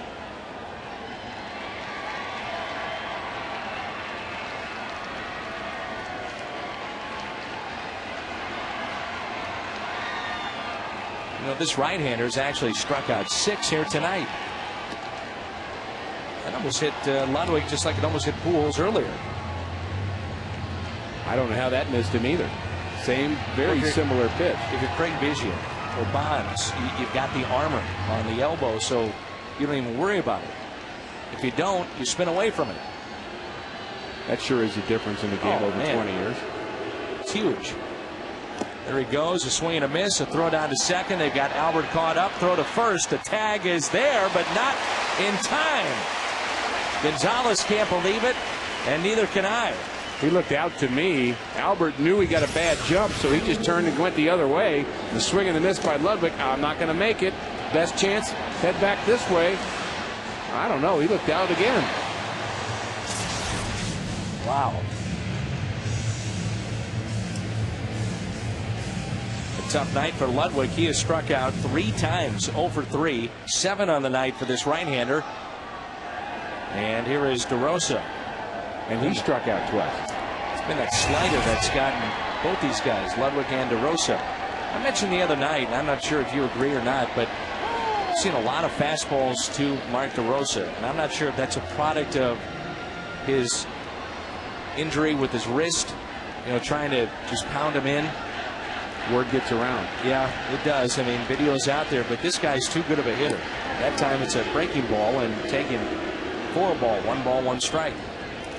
Well, he's a good enough hitter, Dan, that you really can't stay one way with him anyway. No matter whether it's fastballs in or sliders away, if you keep trying to do the same thing, he's going to make an adjustment.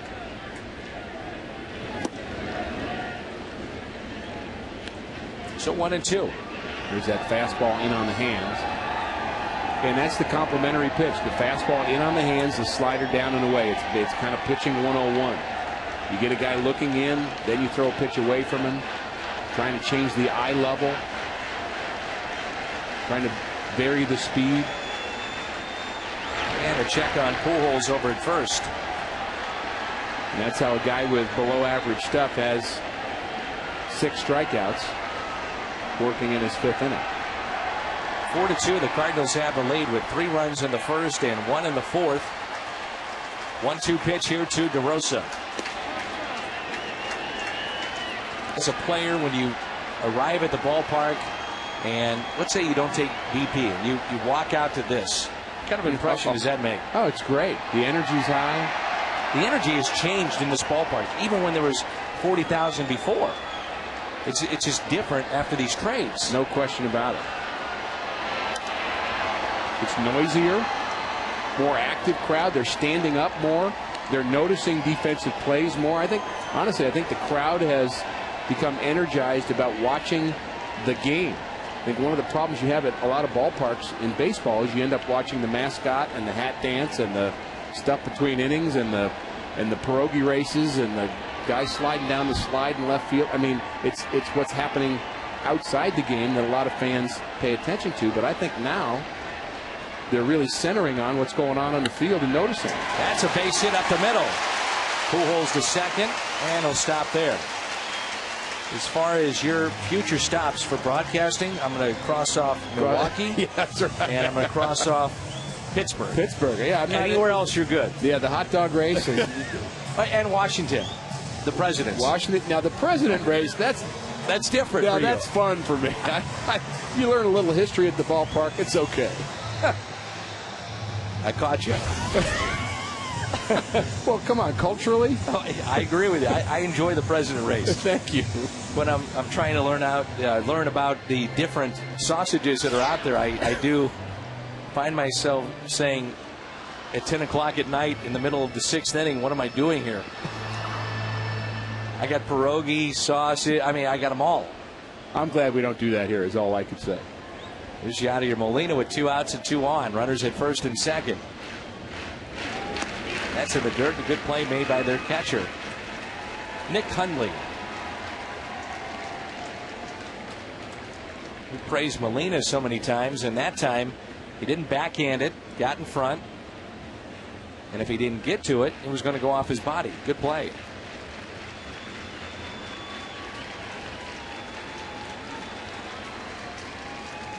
Here's a 1-0 pitch to Yadier Molina. Outside to throw to first, and they throw it away. Albert on his way to third base. And looks like DeRosa may be hurt. Barry Weinberg out.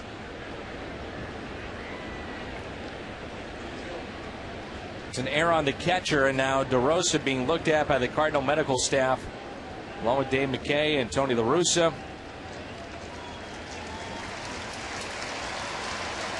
As he was trying to dive back in, he kind of stopped short. You wonder if it's an issue with his wrist. I have to look at the replay again. It's got to be. And he's not one guy to say anything about his injury. He's not going to use it as an excuse. He hasn't one time. People have asked him about it. Take a look at the left wrist here, as we'll get a look from the replay to see about this slide. Well, he kind of sticks on the slide. He actually runs into Gonzalez and just sticks, and his hand gets caught underneath his body. Both of them do. And it looks like he's in a little bit of pain there for a second, maybe kind of shocked by it, but appears to be okay right now. That looks like good news. 2-0. Slowly hit to short in a forced play at second. DeRosa is out there. The Cardinals strand Pujols. They lead it, though, 4-2.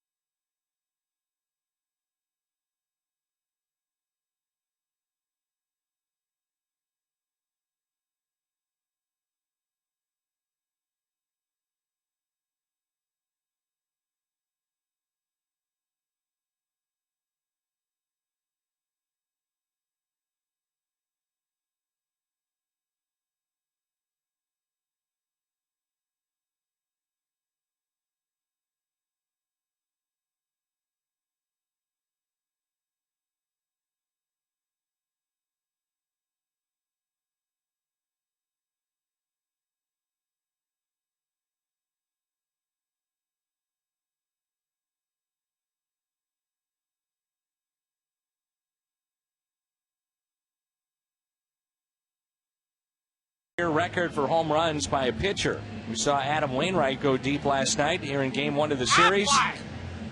And the answer is Wes Ferrell, 38 home runs. Did you have any idea? Wes Ferrell. I did not know that. If you had to make a guess, who would have been your guess? Wes Ferrell. If you didn't know the answer, who would have been your guess? Where's Al? When's the last Let's get Al back in here. When's the last time I was wrong, Dan? I'm telling you. Are you asking me or yourself? And that pitch is taken low by Kuzmanov.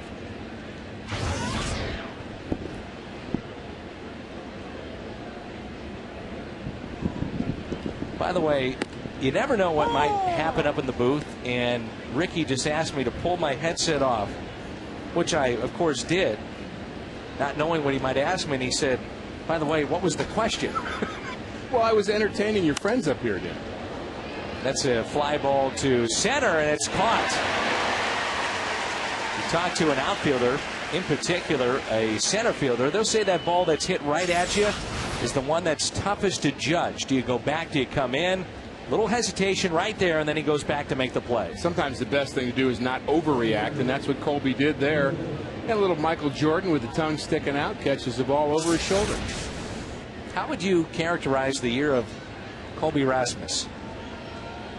Developing. I think that's the one word I would use for him. Boy, does he have some talent, though. He has some great talent, but we're starting to see it. It's just coming out. I didn't see him as a very good outfielder with a very good arm the first month of the season. I didn't see that, but I've seen it lately, and so I think he's kind of coming into that five-tool player that we always heard that he was. You know, a couple of years ago, he had arguably the best spring of any outfielder and didn't make the team. And I know in talking with him, that was disappointing, but he did make the team out of spring training this year.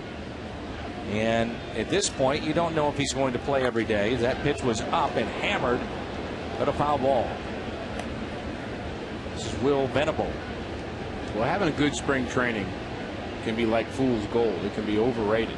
A pitcher may be 5-0 and strike everybody out and then not able to sustain that. A hitter may have a good streak, but maybe he's really not fully there yet and susceptible to a certain pitch, and he needs some more training. And I think that was the case with Colby. He just had more learning to do. 4 strikeouts for Pinheiro. Let's take a look at that last strike. Backdoor slider, perfectly executed. Talked about him being more than just a sinker ball pitcher. That was a slider that complements the sinker. It goes in the other direction. The slider goes away from the lefty. Sinker goes away from the lefty. The slider comes towards him. Here is Kyle Blanks, who is grounded out to third, grounded out to short. First pitch is taken low. Blanks is a big guy. He's 0 for 2 tonight, hitting .236. He's got 6 home runs, 14 RBIs. I thought one of the guys they may trade because he would be a commodity for somebody else because he's won before. He's a money player, as we talked about, is David Eckstein. This is chopped foul. Well, you know he knows how to play in October. And that's what I mean. There's certain guys, when the spotlight is on them or the pressure is on them, they rise to that occasion. And we showed you the graphic earlier with runners in scoring position for David Eckstein. I mean, he's around 350 as Pinheiro hits Blanks. Didn't want to do that. This Sunday night at Petco Park in San Diego, the USA's best high school baseball players take the national stage in the 7th annual Aflac All-American High School Baseball Classic. Craig Biggio joins us live. It's an HD broadcast. Game time is 7 here on Fox Sports Midwest. That'll be tomorrow. So Blanks is hit by the pitch. And with 2 outs, he stands at first, and this is Nick Hundley. Hundley is grounded out to third and also grounded out to short. He's 0 for 2. Always exciting to hear the stars of the future watching a high school all-star game. The next Colby Rasmus. Somebody starts talking about who the next 4-tool player is, and I think that's always good to look. You know, look to the future. I've come to the conclusion that I don't know if I've ever seen a 5-tool player hit, run, throw, hit for power. I mean, I saw Willie Mays play, and I would say he was a 5-tool player. Salazar, by the way, is on deck for the Padres. I mean, this guy is about as good as they come. But when you talk about Pujols, you wouldn't say, well, that's a 5-tool player. No. You'd say that's a great player. There's a broken bat hit to short.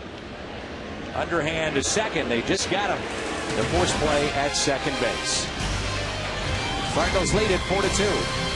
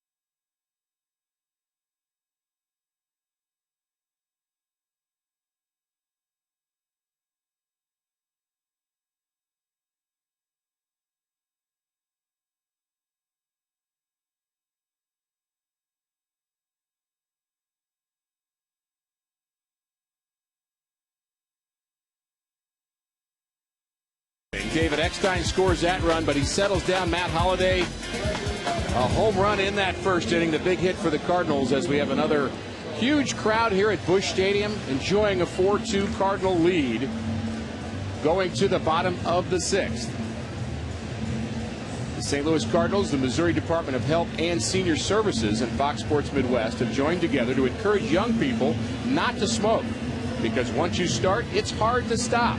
Strike out tobacco so we can all breathe easier. Call the Missouri Tobacco Quit line at 1-800-QUIT-NOW. There's a nice look at the crowd here at the ballpark. A lot of smiles. They've seen 7 Cardinal hits here tonight. About hit the Padres 7-6, looking to win the second game of this 3-game series.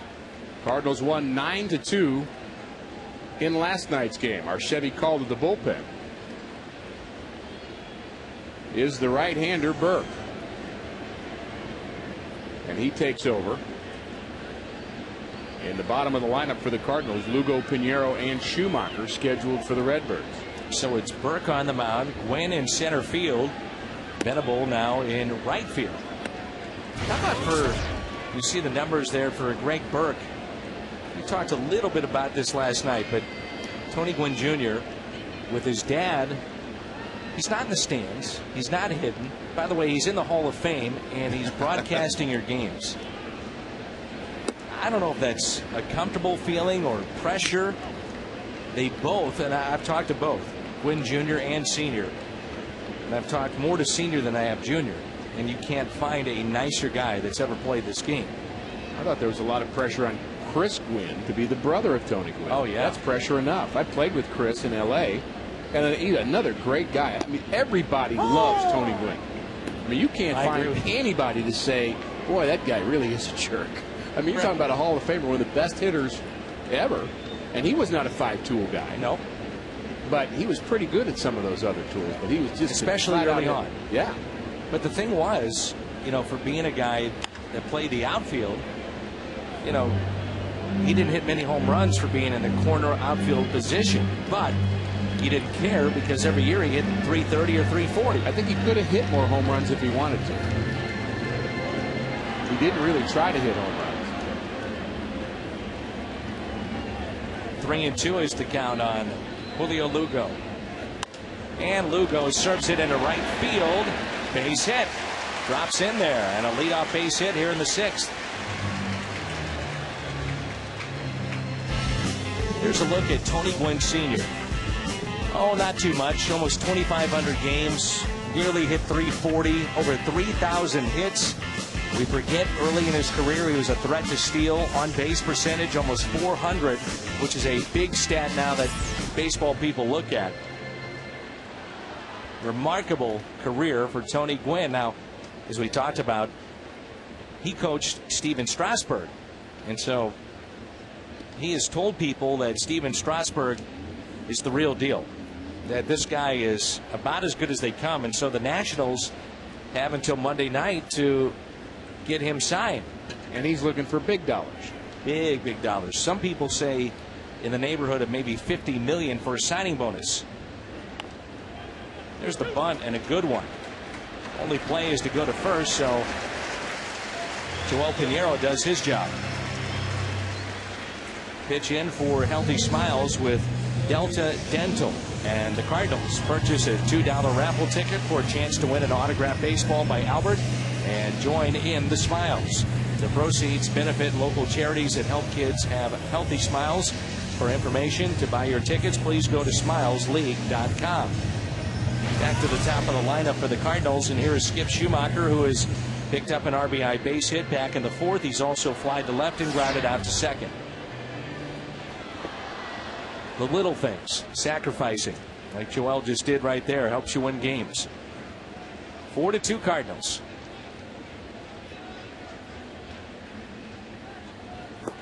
I know I was bringing up a subject that made you think during the last commercial break, which is a 5-tool player. Did you ever play with one, or have you seen one recently? And maybe we're just forgetting somebody that's obvious, but there's not really one right now that comes to mind for me. I had to go back to Willie Mays to think of one. So That's saying something. We say Albert's not one because he doesn't have the blazing speed. And when we talk about being a 5-tool guy, that means you excel at 5 different things. Yeah, you've got power, you can hit for average, you've got great defensive ability, a strong arm, and you can run. And that's what scouts look for. They look for those 5 things. Of course, there's another tool that's kind of an intangible tool about what kind of passion and desire and heart you have. And if you're talking about that tool, Albert's got that one and then some. All that kind of internal drive that you'd like to see a player have. And I'm sure you've played with guys and you've covered guys that have that great heart. David Eckstein would be one where that's not measured with a stopwatch. There's a base hit into left field. Gets down. Throw to the plate. Cut off, and the Cardinals add to their lead. It's 5-2. Skip with a couple of RBIs tonight, now with 30 on the year. That's a big hit for Schumacher here in the 6th inning to extend the Cardinal lead to 3 as he takes the ball the other way. A lot of Cardinals taking the ball the other way. Rasmus did it earlier. Schumacher does it here in the 6th inning. Cardinals getting production at the top of their lineup. And here is Colby Rasmus. The only guys I can think about as far as being 5-2 will probably be Barry Bonds early in his career, not late. Absolutely. Obviously. He could run very well. Again, very good defensive player early on. Ken Griffey Jr. He would come to mind. I don't remember him having blazing speed, but perhaps he did early on. He had good speed. Yeah, he had very good speed. 0-1 with 1 out and a runner at first base. Let's go back to the left fielder. And could this have been caught? That's a couple times they have let a couple of the balls just drop in front. And one was in center, that one in left. I'll give you another name. And this is a guy that you know, Andre Dawson. Talked about the scowl of Albert Pujols. That's the way Andre Dawson played. Here's the 0-2 pitch to Colby. Taken in, 1-2. And it's difficult. We're talking about a left fielder there that maybe could have charged the ball harder. Maybe if he had a better arm, throw somebody out at the plate. We're talking about Headley and left. And, you know, he's still a big leaguer, and he's a good outfield, but he doesn't have plus defensive ability, doesn't have that plus arm to where any ball hits. I mean, if you hit that ball to Andre Dawson, I guarantee you there'd have been a play at the plate. Andre Dawson, by the way, had 314 steals. That might surprise some because you always thought of the Hawk, you know, and a guy that seemed to kill the Cardinals and hit those long fly balls at Wrigley Field. But that wasn't the case. 314 steals for Andre Dawson. 2-2. The next two, Colby pulls that pitch for a base hit into right field. Schumacher will stop at second base. And that was a pitch that you thought he might go to right with, and this time he turned on it and hit it into right field. Saturday, August 29th is photo night at Busch Stadium. Always a popular night. And gates open at 4:15. So bring your camera and arrive early to go on the field. You can snap up-close pictures of all your favorite players and coaches. Fredwood will be here, and it's photo night Saturday, August 29th. Dan, it could be 8-2 in about 30 to 35 seconds. One swing of the bat.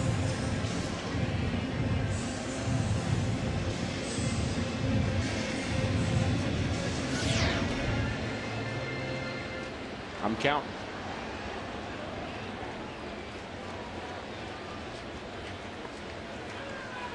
Good news is the American Legion Regional, Festus, representing the area, beats the team from North Carolina. And that was in North Dakota. You know, they can only play baseball for about 2 more weeks in North Dakota. But they squeezed it in, and Festus won, so congratulations to those guys. Runners at first and second, 1 ball and no strikes here on Albert Pujols. Pujols has walked and also has an RBI double. Is it me, or is it more and more Albert's getting more calls on those tight pitches at the plate? I think you maybe it's me. I think you may have something there. Albert maybe deserves the benefit of the doubt. knows the strike zone pretty well. You think about a Joe Morgan and a Pete Rose, you almost could not throw them a strike unless they swung at it. 2-0 pitch. That's one that Albert would like to have bet. Yes? Yeah, he was not thinking about a base hit the other way there. Do you have any insight on Albert against Shaq? I do not. And of course, if I were there, I'd be sworn to secrecy as the planned reality TV show. The planned reality. That's what I said. It doesn't quite make all sense, but yes, I understand where you're coming from. Well, you know, people my generation don't get reality TV. This is my reality TV right here. And it's 3-1 on Pujols. How about all the flash balls? I haven't had a chance to ask Albert about this. I remember talking to McGuire.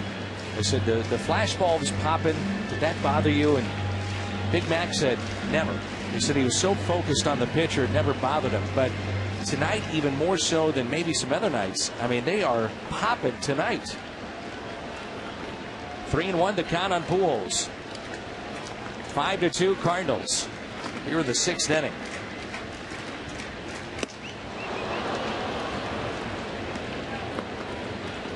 You really see it from where we're sitting, which was behind home plate.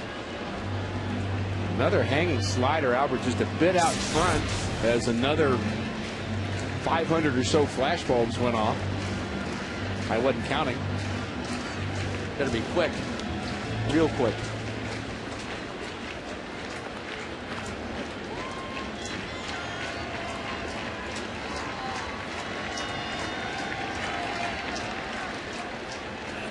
And Pujols grounds it to third. Nice play. Force at second. On to first. Safe is Albert. Not a bad turn out there at second base, was it?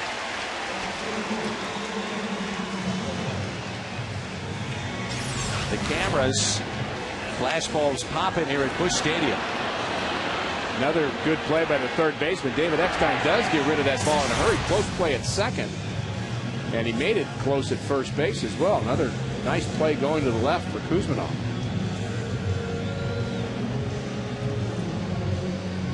And here is Matt Holliday with 2 outs, runners at first and third. Now his season average is at .323. With the Cardinals, he's around .500. What a spark he has provided. Big gap into left center field for Holliday. And the first pitch is taken for a ball. Holliday tonight, 2-run homer back in the first.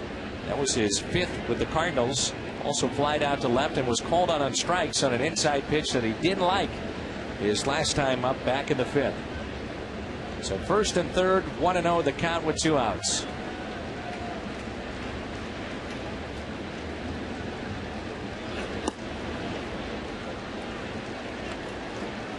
Just trying to think of potential teams that may be heading to postseason play. The one that really scares me, the Phillies, especially when they're at home. That would be the one that stands out for me. And Phillies also helped themselves with some acquisitions, yes, too, and they've got an incredible lineup. And you're right, playing at home, tough to beat there. That power in that lineup. Short porches. The 2-0, little check swing and a foul ball.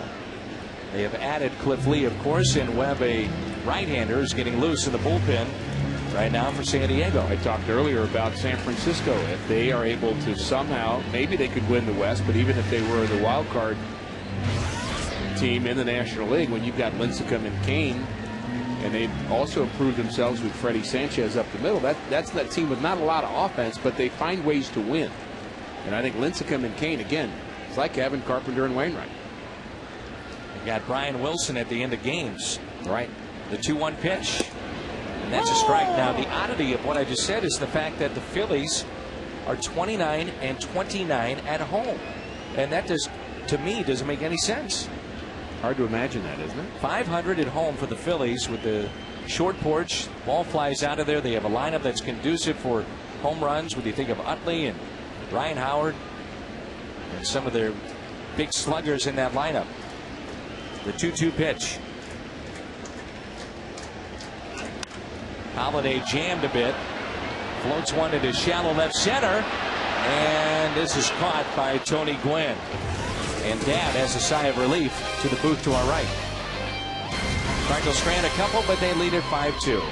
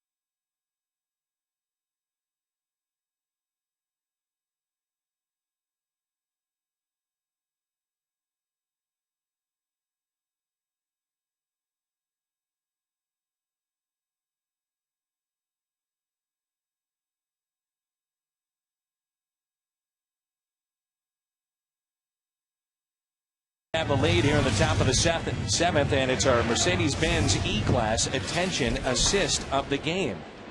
Julio Lugo, this little chopper deep in the hole on the outfield grass, and he comes up with it. Makes a nice play. Mercedes-Benz E-Class attention assist of the game. Here's Pinheiro approaching 100 pitches tonight. And this is Tony Gwynn. First pitch is a strike. Brendan Ryan takes over at shortstop for the Cardinals, and Lugo is out of the game. It may give you a little indication of what Tony is feeling about the play of Brendan Ryan defensively, and just how good he has been as he has gotten better and better and more confident at shortstop. And we've talked about it. He's turned into one of the best defensive shortstops in all of baseball. Now, we were talking about earlier the Phillies being 500 at home. Well, on the road, they're one of the best teams in baseball. Nearly 20 games above 500, which is a bit surprising, I'm sure, for most. The world champions. And the Phillies lead the National League East Division by 4.5 games. The Cardinals start 4.5 games in front of Chicago. And out west, the Dodgers are 5 games in front of Colorado, 6.5 in front of San Francisco. So 5-2 with one out here in the top of the seventh. And this is Cabrera. What do you think, Ricky? Probably the final inning of work here for Pinheiro, as he's now above 100 pitches? Yeah, I would say it's clearly his last inning. Cardinals are trying to find the right combination of that 7th and 8th inning in their bullpen. Looks like it'll be Denys Reyes against some of the left-handers here for the Padres. When we get to the 8th inning, it looks like he's ready to go. You know, give Pinheiro a lot of credit here tonight. There's another strikeout, and for Pinheiro, that's number 5 tonight. You think of Joel Pinheiro, go back to this first inning. Looked to be a struggle of 20-plus pitches, but now he has really settled in. And he elevates this one. That's actually looks like a breaking ball that he got up in the zone when the hitter Cabrera couldn't lay off of it. Every once in a while, even when you're a sinker ball pitcher, you got to throw a ball up. You've got to elevate. You've got to change the eye level of the hitter. And that's exactly what he did there. And it has been a good job for Pinheiro. So 2 outs, and here is Eckstein. First pitch, a strike. Cardinals get towards the 7th and 8th inning, it makes me think about a certain right-hander that might be available in the next week or so. Enlighten me. Well, you just wonder about John Schmaltz. You just wonder whether or not he would fit in the Cardinal bullpen or not. There's been talk about that. I'd love to see it. I would love to see it. Well, I think he would bring value. Again, if you can get him at the right price. He's been so good against right-handed hitters, and we're going to see Denis Reyes face Gonzalez since Eckstein got aboard. And another nice job for Pinheiro. We'll take in the crowd as we head to break.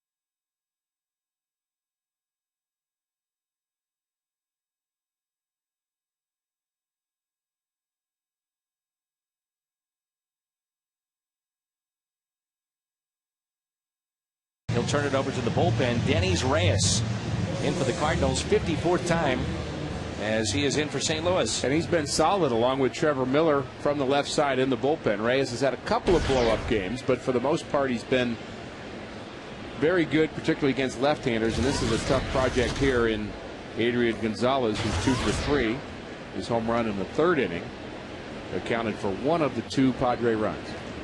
I find this move interesting because Tony La Russa, with Trevor Miller out there, has used him more in spots to get that one lefty out in a key spot, and Denis Reyes has really more been the guy in the 5th or the 6th and here in the 7th. But this might be the ball game right now if you're talking about the Padres with 2 outs and a big bopper at the plate. Certainly a big batter right here, and Miller pitched an inning last night, which may have factored into that decision, but you'd really like to have 2 hot lefties at the same time if you could possibly make that work. And that's a strike. And that's why we're talking about the right-handed issue for the Cardinals and whether John Smoltz could fill a role out there, pitch the 8th inning. It's possible, again, if the price was right. Well, I said this the other night. I mean, how do you not at least discuss it? It's got to come up in conversation. Talking about a future Hall of Famer. He's closed games out. So it's not like you're trying to take a guy that's been good against the righties only as a starter. You're talking about a guy that's been a closer, a World Series hero, a starter. So that basically gives you everything you need to know. So at the age of 42, can he still get people out? That's a base hit in the center. Well, Stein will stop at second. And that's the big question, whether or not he's still got any gas left or not. One other thing you'd get with John Smoltz is you'd get another coach in the bullpen. That's right. Good point. So you're paying for more than just what he does on the field is what you're saying. Check location here. That looked pretty much center cut for Gonzalez and picked up his 3rd hit of the night. He's just, boy, he can hit, can he? Hard to imagine how his average was down not that long ago. He didn't have a very high batting average at the All-Star break, but there was talk of trading him too. Really turned it on. Our 25th sold-out crowd here tonight. 44,292 here at Busch Stadium.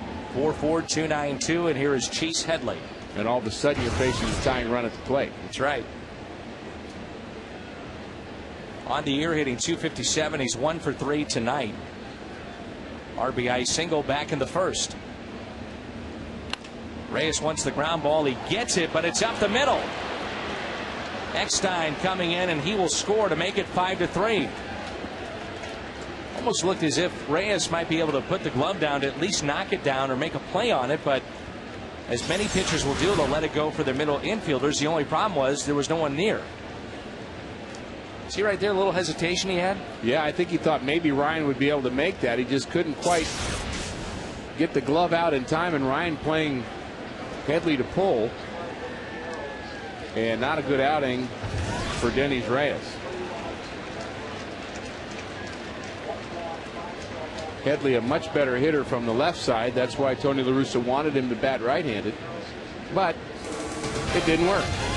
So Kyle McClellan coming in. It's 5-3. We've got a ball game here in the top of the 7th.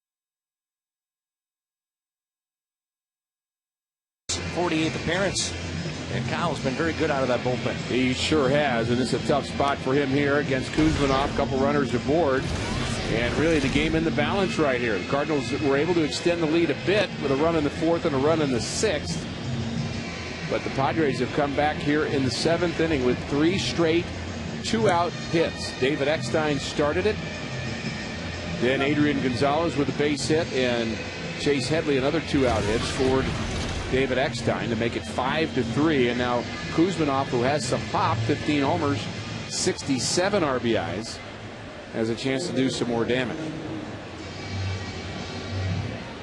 So 2 runners on, and the go-ahead run is at the plate. It's 5-3. Cardinals lead it. You know, it's hard to nitpick about the job that Kyle McClellan has done. If you could pick one thing about him and say you'd like him to improve on, is his walk total. Well, here's a question for you. Where would you use him? He's been all over the place this year.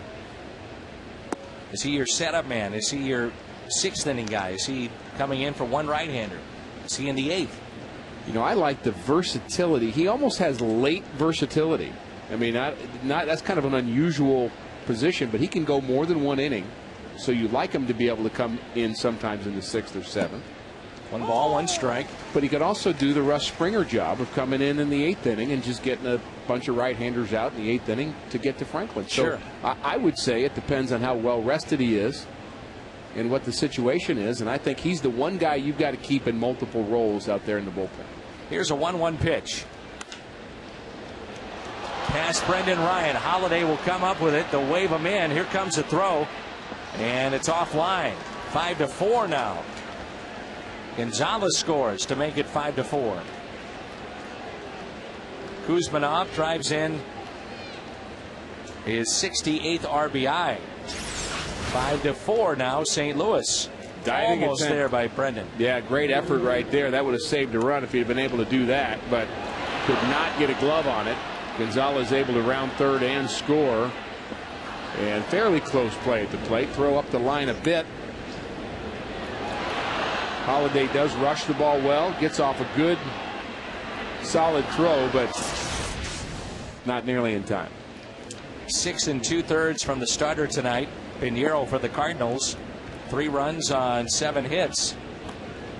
And now all he can do is watch. And again, I go back to the point of Adrian Gonzalez, runner on. Are you better off bringing in Miller instead of Reyes?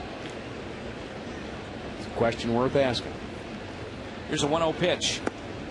Down low. 2 balls and no strikes.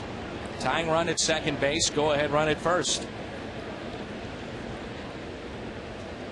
Salazar is on deck.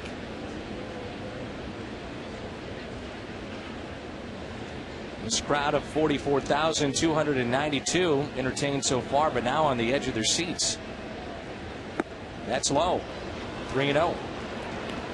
This is the point about Kyle McClellan, about too many walks out of the bullpen. He's got good enough stuff. You'd just like to see him, even if he gives up a hit, you'd rather have him give up a hit. Here's a 3-0 pitch. Missed. Bases loaded. Go ahead run now in scoring position. The tying run is over at third base with 2 outs.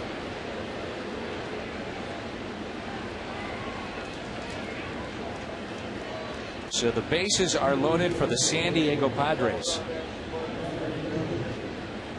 They have a chance to bust this game wide open, and Pinheiro, all he can do is sit and watch. That hopeless feeling inside that dugout right now. Just a moment ago, we had Albert Pujols at the plate, a 5-2 lead, him with a chance to do more damage and extend the lead. And Burke was able to get out of the Cardinals' 6th inning with just 1 run, and now things have really turned here in the 7th. Oscar Salazar hitting .240 this year. First pitch, little breaking ball taken low, and this crowd restless now. You got to feel like the weight of the world is on McClellan's shoulders now, because he's thrown 5 straight balls. And that strike zone gets smaller and smaller and smaller in your eyes when you're struggling to throw a strike. That's a strike, a throw behind. Oh my goodness, he did it again. You've got to be kidding me. He does it again with the bases loaded and the game on the line. Unbelievable. Molina throws behind the runner at first with the bases loaded. Are you kidding me? The block by Pujols with his left foot. Pinheiro says thank you very much. The Cardinals lead it 5-4.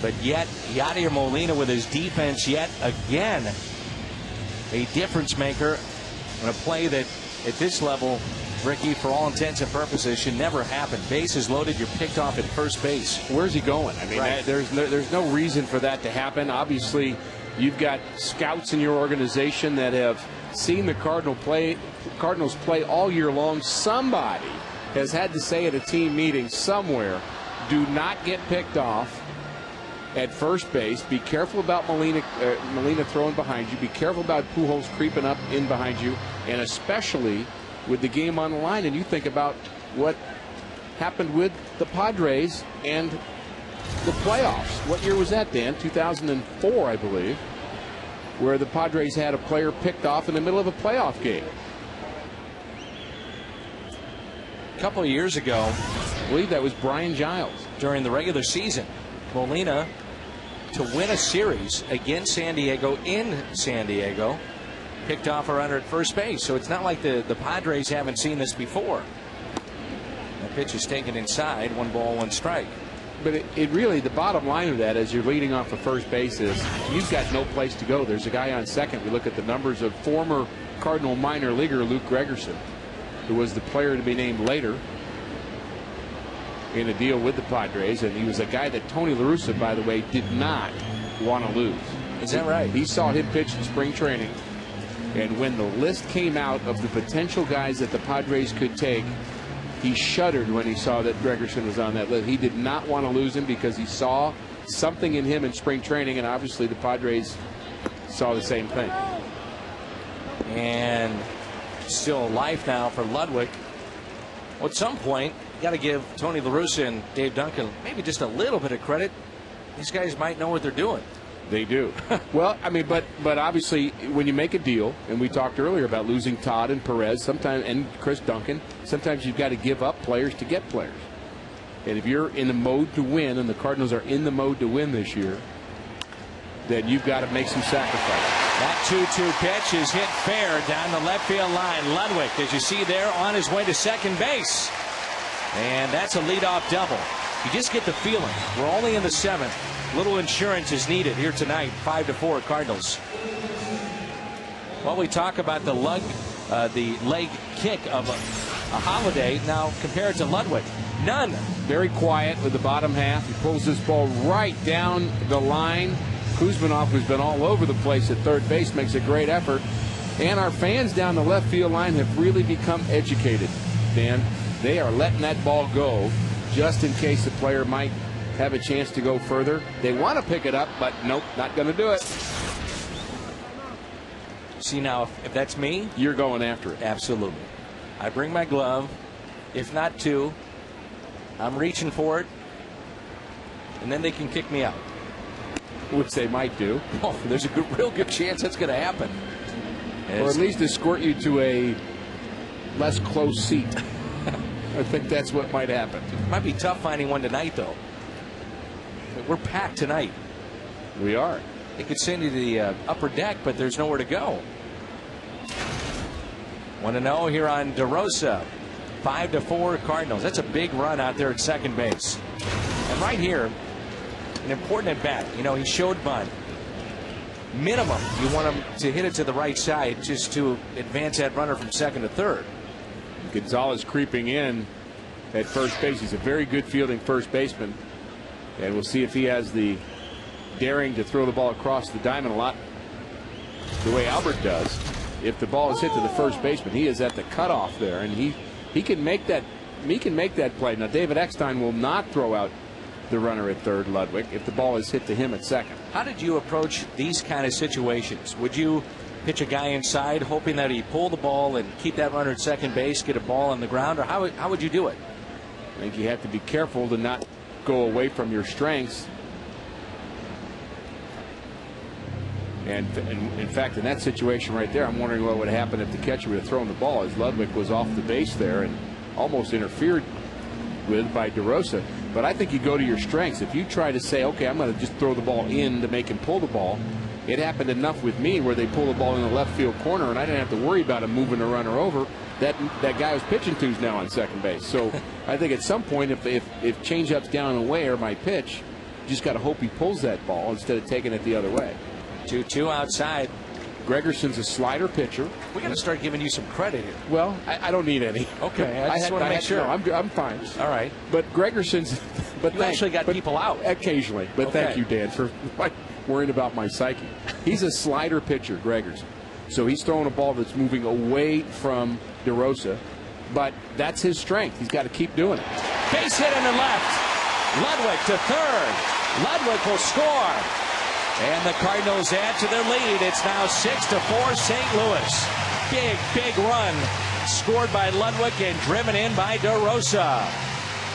And let's go pitch by pitch.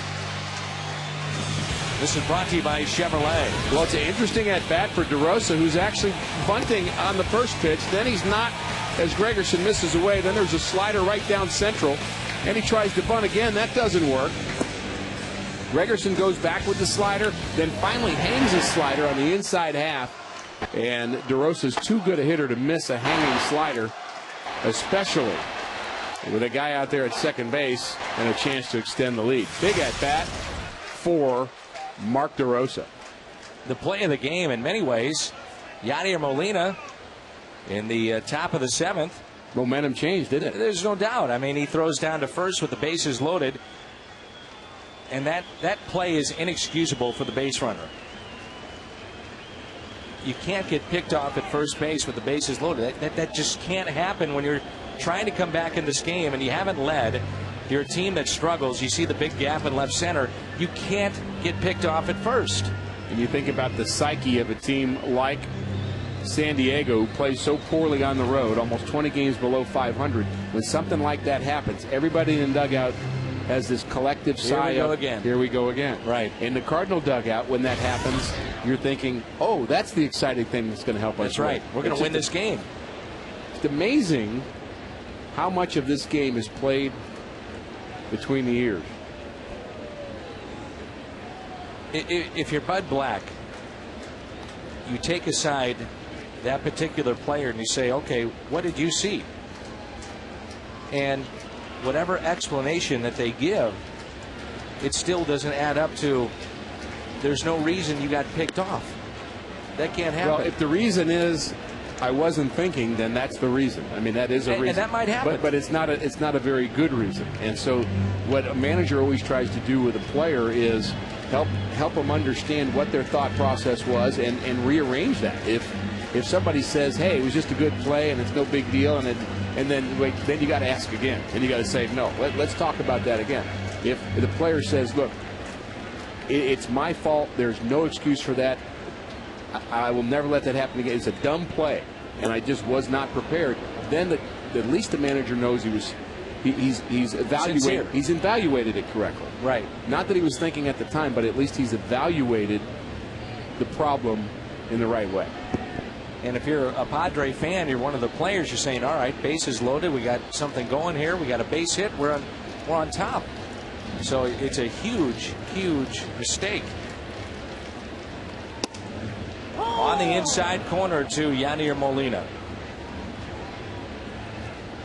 There are times, I remember a time in Montreal that Ozzie Smith asked me about a game that I'd had the day before and beat up on me a little more, but he said, I said something about, I gave him a reason, and he said, that's not good enough. He looked me right in the eye, and he said, that's not good enough. It's about performance here. It's not a good excuse. And the runner was going, and that's hit out of play. And he basically was talking about, I think I said I was trying to do something. He says, well, trying is not good enough. We're in a pennant race. And I never forgot that. I thought it was it was a hard thing to hear. But at some point, either how old were you as opposed to Ozzie at that time? Because that could be a difference too. I was probably 25. Okay, so you've been in the league a little bit, a couple of years. Yeah. So it wasn't like a rookie coming to Ozzie saying, "What's going on here?" In the air, left field. How about that? How about that? As Molina will wind up at second base, and DeRosa, I'm sure, will be asked to go back to third. We'll see here. There he goes. He knows. He doesn't need the umpire to say it. He's been around it long enough, and Yadier almost knocked it out of the ballpark. He hits this ball very hard. It's another hanger from Gregerson. He's got a very good slider, but he is making some mistakes with it here tonight, and the Cardinals are taking advantage of it. DeRosa hit a hanging slider after the Ludwig double, and now Molina picks up the third straight Cardinal hit, and boy, great offense here in the 7th inning after giving up a couple of runs in the top of the inning. But you have nobody out. This is big to get these 2 runs in. Don't quit. Yeah. We just saw that the Padres just came back to make this game interesting at 5-4. Now the Cardinals have advanced it to 6-4, and here's Brendan Ryan.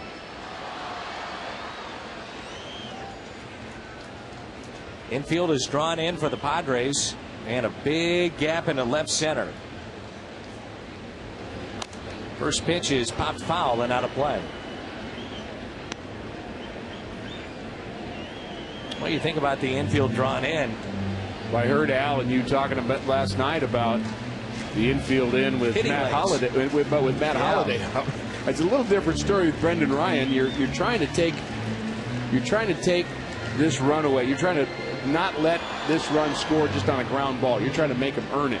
But what you're doing is you're turning a 285 hitter, which Ryan is. He's probably a 320 hitter right now with the infield drawn in. He's just got more area to drive the ball through the infield. The infielders have to react quicker. They don't have as much range. But if it's right at him, DeRosa can't score. That's what you're gambling on if you are Bud Black and the Padres. This run's that important to you. Also kept up with one of the great mustaches that we've seen this year, and that's important too. And look at all the Padre infielders. A lot of pressure when you play infield in too, because you are right on top of the hitter. It has to be a hard hit ball, and then you have to go to the plate and make a good throw. These guys can run at this level. That's outside, 1-2. I think the Cardinals have figured something out, and I don't hear them talking about it, but when they play the infield in, their infielders aren't in as far as everybody else's. I agree with that. I think they've determined that some of our guys have good enough arms. That's a great observation. I agree with you. Skip Schumacher, Brendan Ryan, they play back just a bit, but they're about 2 steps. They're still thinking home, though. Yeah, about 2 steps. A little bouncer up the middle, knocked down by the shortstop, but the only play is to first, to home, and save. DeRosa scores, and the Cardinals have a lead of 7-4. Cabrera, outstanding play, gets the out at first. They almost got the double play. Yeah, DeRosa doesn't read this well off the bat as a diving shortstop throws the runner out at first base, but DeRosa with a late break catcher tries to put his left leg out to block DeRosa from scoring, but he doesn't have the ball yet. And DeRosa slides to the back of the base, and they're talking about maybe that jump at third right now as an excellent attempt by the shortstop Cabrera, and boy, that could have been a rough turn. We talk about Yachty's throw at first base. That could have been a turn in the other direction. So 7-4, the Cardinals lead it. They're half of the 7th, and still only 1 out and a runner at third. And Joe Thurston has grabbed a bat. He's at the on-deck circle. Here comes Bud Black.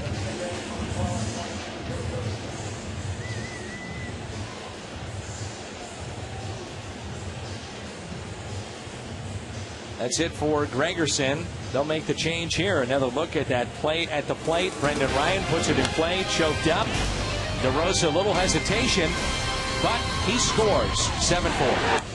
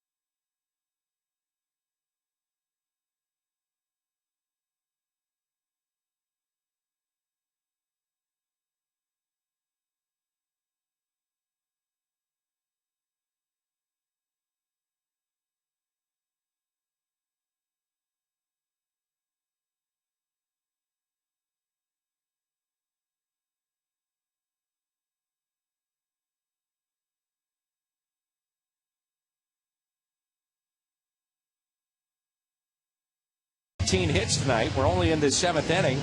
There's Hal McRae, the fine hitting coach of the Cardinals, visiting with Joe Thurston. And one of the things that they do at that point is, all right, this is what we've seen. Here's your game plan. But it's easier said than done, isn't it? There's no question, and one of the things that Joe Thurston was thinking about the minute he was told he was going to pinch hit is, I'm probably going to face a left-hander. So he's probably thinking about that even before that conversation with Hal McRae. I'm wondering if a squeeze might not be in order here, although... Would you do it with a lefty, though? With a lefty, that would be a tough thing, but I think it's a tough matchup for Joe Thurston against this left-hander Thatcher, who looks a little bit like a cross between Mitch Williams and Gonzalez, the left-hander for Atlanta. Though he kind of, this guy's all over the place. If you did it, though, you'd have to do it on what, the first pitch maybe, because he's coming in this game cold. He's trying to get a strike. You're not going to do a pitch on the first pitch, are you? No, you're probably not. And the first pitch swung on and fouled back. And so again, if you're going to squeeze, it would be with the right-hander and not the lefty. Yeah, but the squeeze against the left-handed pitcher I always thought was a good call because he can't really see the runner very well. His back is to that guy at left. That's right. When's the last time we saw a squeeze, Dan? You know, I think about the squeeze play with David Eckstein a lot because when he was here, it seemed like the Cardinals did that a lot. So you do it with your personnel, really? Yeah. That's low and away. I remember Hector Luna doing one. Eckstein won a game against the Cubs with a squeeze play. But the Cardinals, and it may have been the 05 season in which they squeezed more so than 04, because 04 you had Edmonds, Pujols, Larry Walker. But think about how far back we're going to talk about a squeeze. We're not talking about last week or last month. Most baseball people will tell you never squeeze with a left-hander at the plate. They also tell you don't throw a left-hander a changeup if you're a left-handed pitcher. That's right. And that's not right either. I don't think there's any problem with that. I think you bring up a great point. The fact is the pitcher has his back to the guy at third base.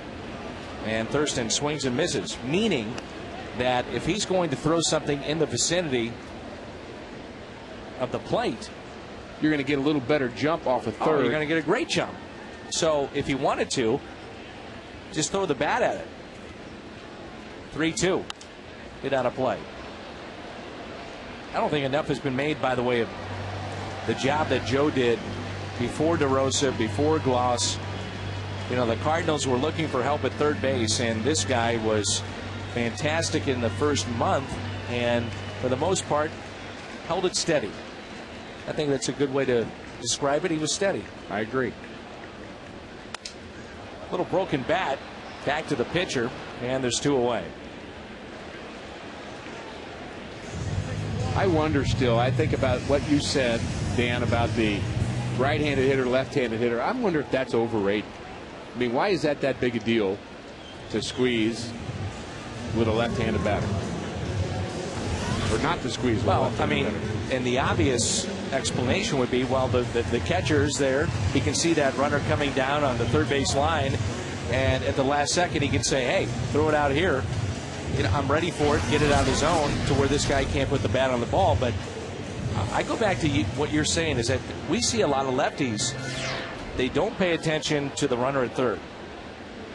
Right. And when they come to the plate, there's not even a recognition of the catcher. You know, they're looking somewhere else before they even focus on going to the plate. So unless you have a pitch out going, it might be a move that you think about with a left-handed pitcher on the mound. Well, the move I'm kind of wondering about right now, I'm trying to think through Tony La Russa's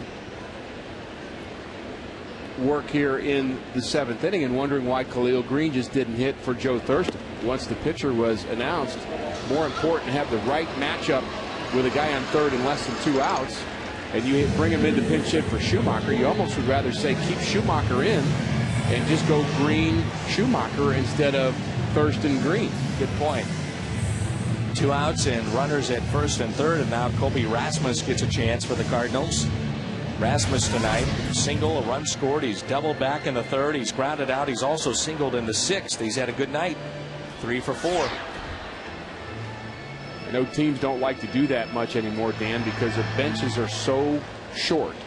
You don't like to have a pinch hitter and then pinch hit for the pinch hitter when they counter with a reliever. But sometimes you got to do it. So 2 outs, runners at first and third, and Rasmus a swing and a miss a little bit late there. By the way, I just got a text message from Larry Walker, who's watching tonight. And he said, forget about the squeeze. I want a left-handed catcher. Spoken like a true Canadian. That's right. We brought him up in the telecast. No wonder he texted us. How good was Larry Walker when he got to St. Louis? And what he meant, not so much, don't look at the numbers. His numbers were good. But what he meant to the jolt of this franchise, the fan base, and inside that clubhouse. You talk about a 5-tool player. He wasn't far away from being a 5-tool player in his younger days. Time called. Here he comes. Out at the plate. They almost got it. Ho! Molina was coming home. How about that? Yachty from third to the plate, and he almost scored.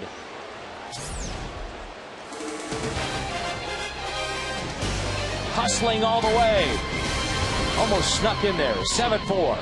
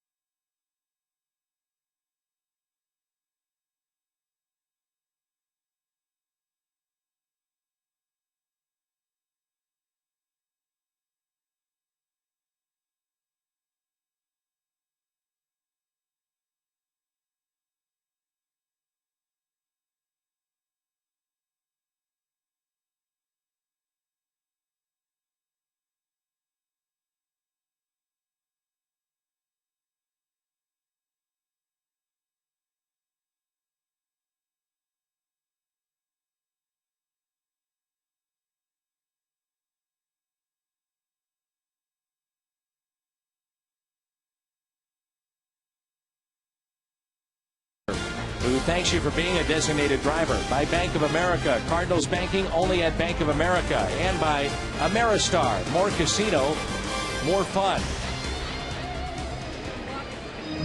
Billy Terry is watching tonight along with his cousin Billy Perry. We got Billy Terry and Billy Perry. And they're watching tonight on Fox Sports Midwest. And here's Jason Mott. Jason Mott would like to get things going in a positive direction. He's had a couple of bad outings in a row. His ERA up over 6. There's no questioning the stuff of this converted catcher, Jason Mott. Everybody'd love to see him do well. But his fastball seems to have straightened out a bit, but the velocity sure hasn't changed. He's still throwing high 90s. Tony La Russa throwing him back out there, and there's a ground ball taken by Albert Pujols. I like that, by the way. Throw him back out there. And if you're Jason Mott, if you asked him, okay, you gave up a home run last night, what do you want to do? He's going to say, please put me back out there. I don't care if I'm not rested. I don't care if I'm my best stuff. Get me back out on that mound right now because I need to figure things out.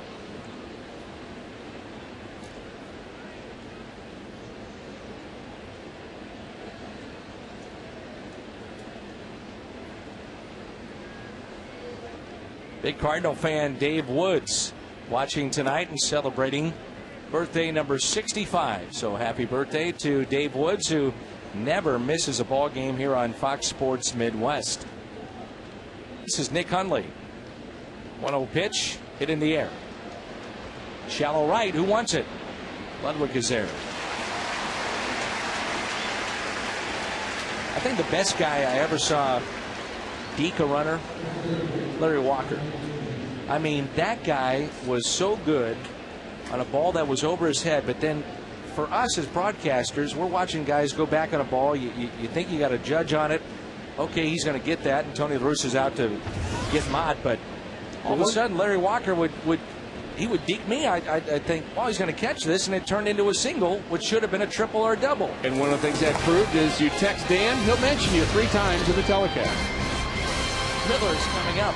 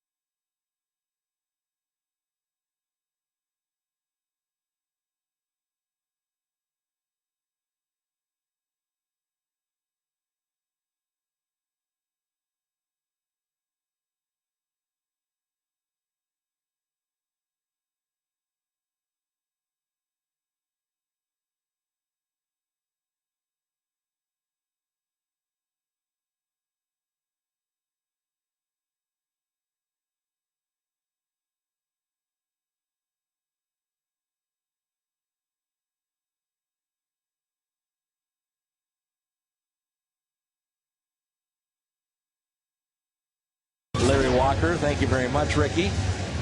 Larry Walker, the former Cardinal, who was outstanding.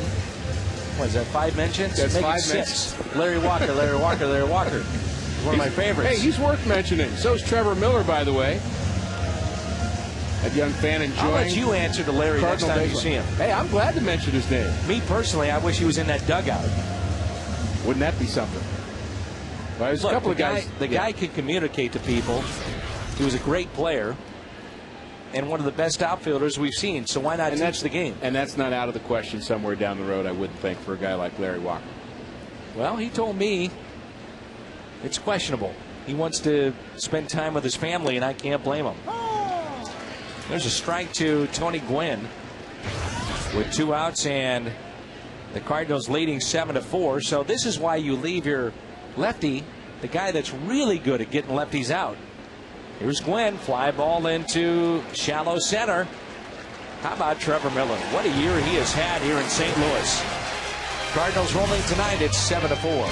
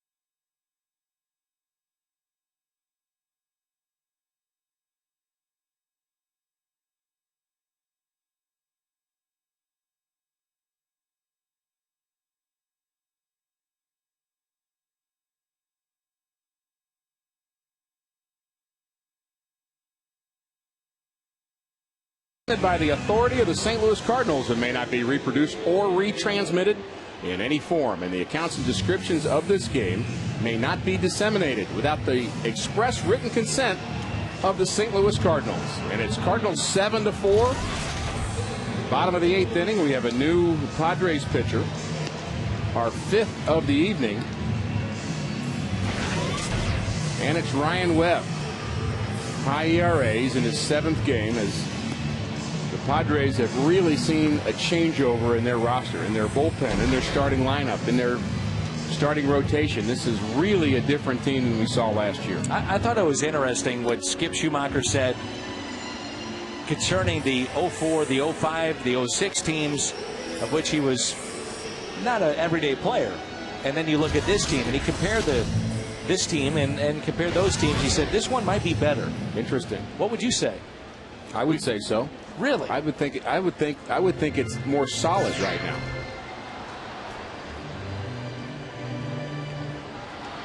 I like those two guys, by the way, in the top of the rotation. Wainwright and Carpenter. Help. That helps.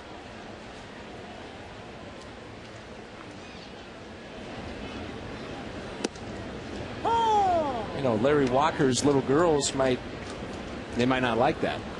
Disagree with you. Kanan and Shayna, they might say, Ricky, what have you been watching over the last 5 years? My dad was a really good player and did things the right way, and he was part of those great teams. What are you talking about, Ricky? So what would you say to them? First of all, I'd say I appreciate you watching the Larry Walker Show, which we used to call Cardinal Baseball. And no disrespect to... Wait a minute, is that a shot at me? Their dad?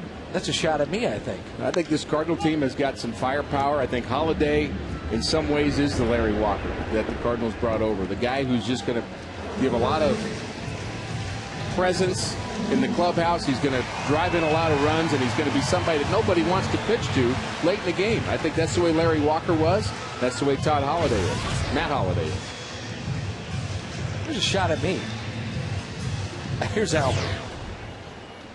Okay. You and I are going to talk, Horton. I'm telling you right now.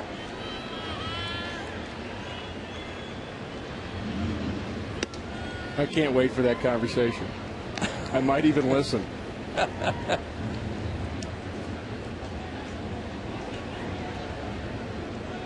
Ryan Holtman is watching tonight as that pitch is taken outside. They're watching from Davenport, Iowa, which is home of the single-A affiliate of the Cardinals, the Quad City River Bandits. And Ryan Holtman is involved with the Blue Jackets of Columbus. Met his dad a few years ago, and Ryan every year. Good people, big Cardinal fans. Glad they're tuned in tonight. Pujols grounds out. And here is Matt Holiday. Seen a little range out of that shortstop, haven't we? A couple of plays up the middle. That ball hit right over the bag.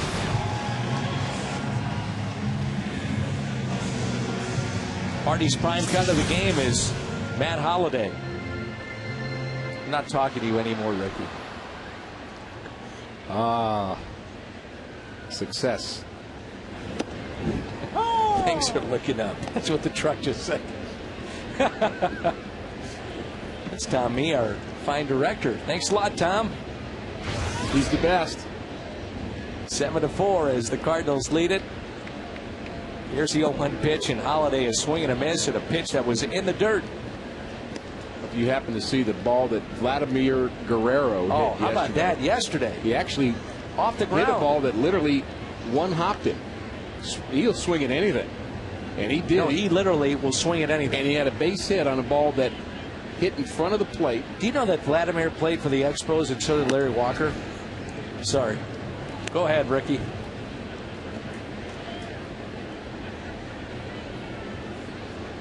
You're biting your tongue over there. I think I played against Larry Walker, by the way.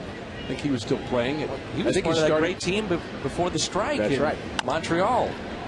Little chopper left side. Gloved by the shortstop, and we head to the 9th. All Cardinals here tonight at 7-4.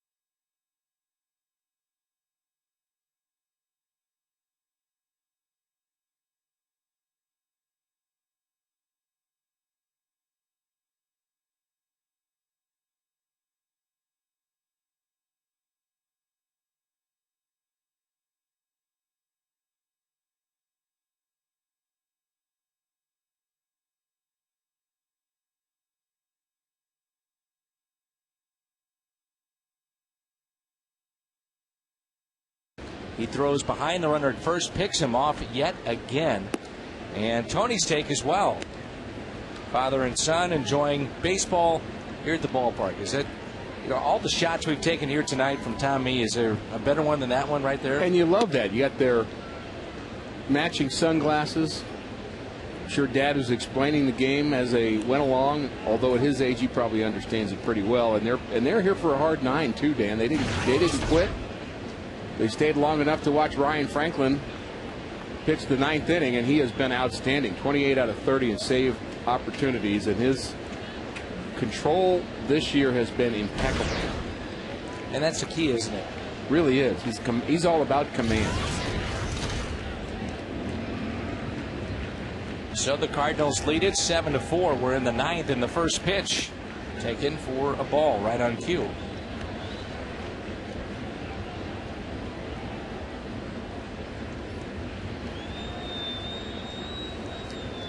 Here is Cabrera. That pitch is in there for a strike.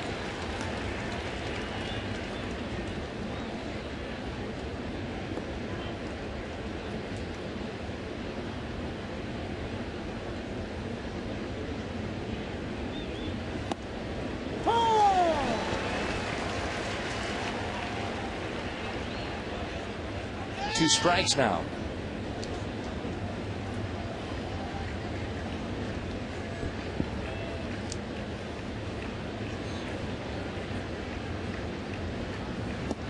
And that pitch outside, 2-2.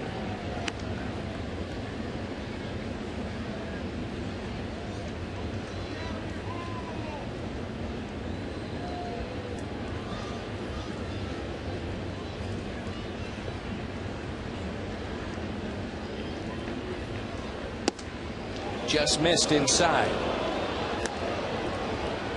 Efficiency when you talk about Ryan Franklin. Not many walks, not many 3-2 counts. He has one here with Cabrera leading off the 9th inning, but most of the outings for Franklin have been very ho-hum, Dan.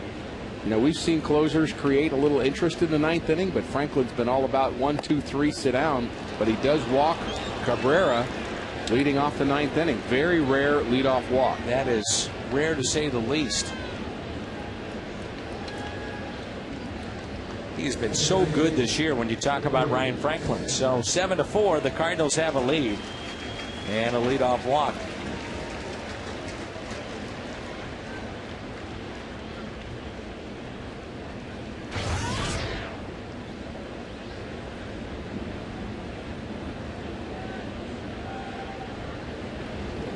Big hole on the right side for David Eckstein. The way he hits the ball the other way, I'm not sure I like that. I don't like where Joe Thurston's playing. Now, Joe is not deciding to play there, so we're not picking on him. He's told where to play.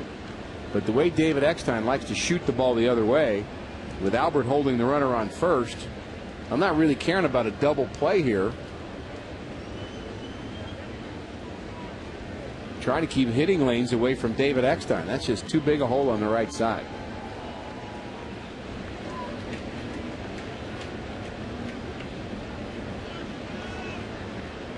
So here comes the 1-0 pitch to David. 7-4, St. Louis leads it. That's inside. The other thing, too, Ricky, is when Franklin would miss, he doesn't miss by much. Right. It's barely outside, barely inside. 2 balls and no strikes.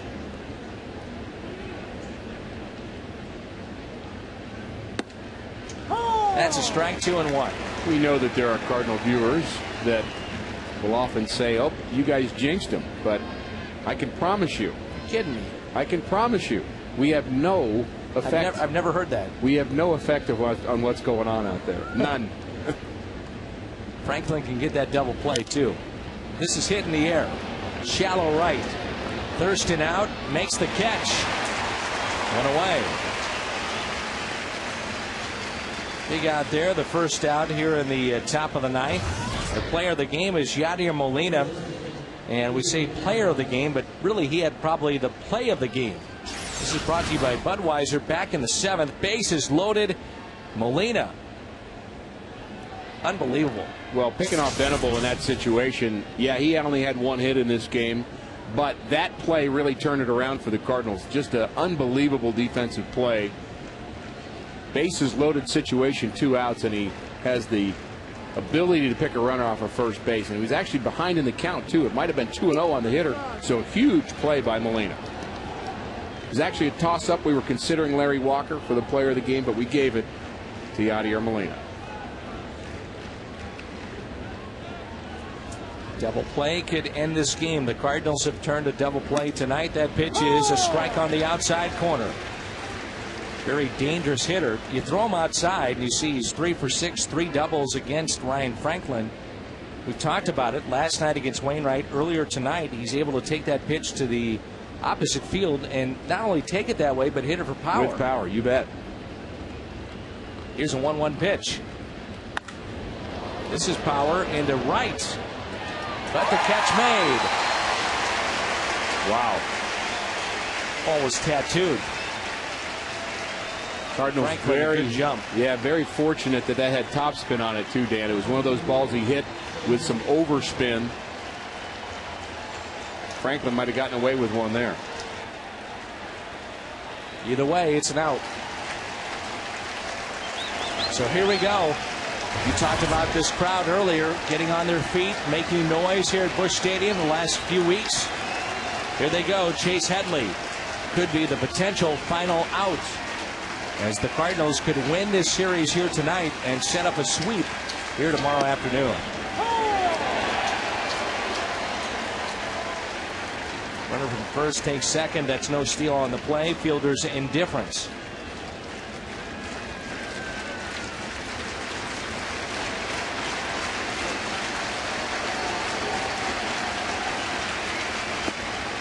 Little bit low.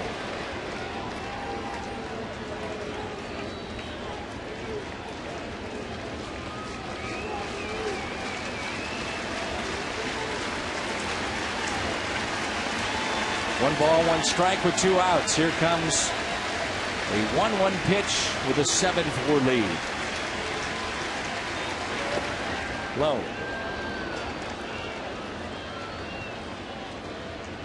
This is not a shot at Brian Franklin, but we anticipate about 7 pitches and he's out of the inning. That's how good he's been this year. Well, he has to work a little bit more for this one. Nice to have a 3-run cushion, though. Those 2 runs in the 7th were huge. He's been so good this year. In the air, left field. And the Cardinals win it 7-4. Matt Holliday, another home run here tonight. Albert Pujols contributed as well.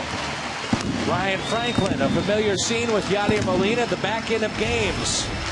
The Cardinals win it by the score of 7-4. They can sweep the Padres.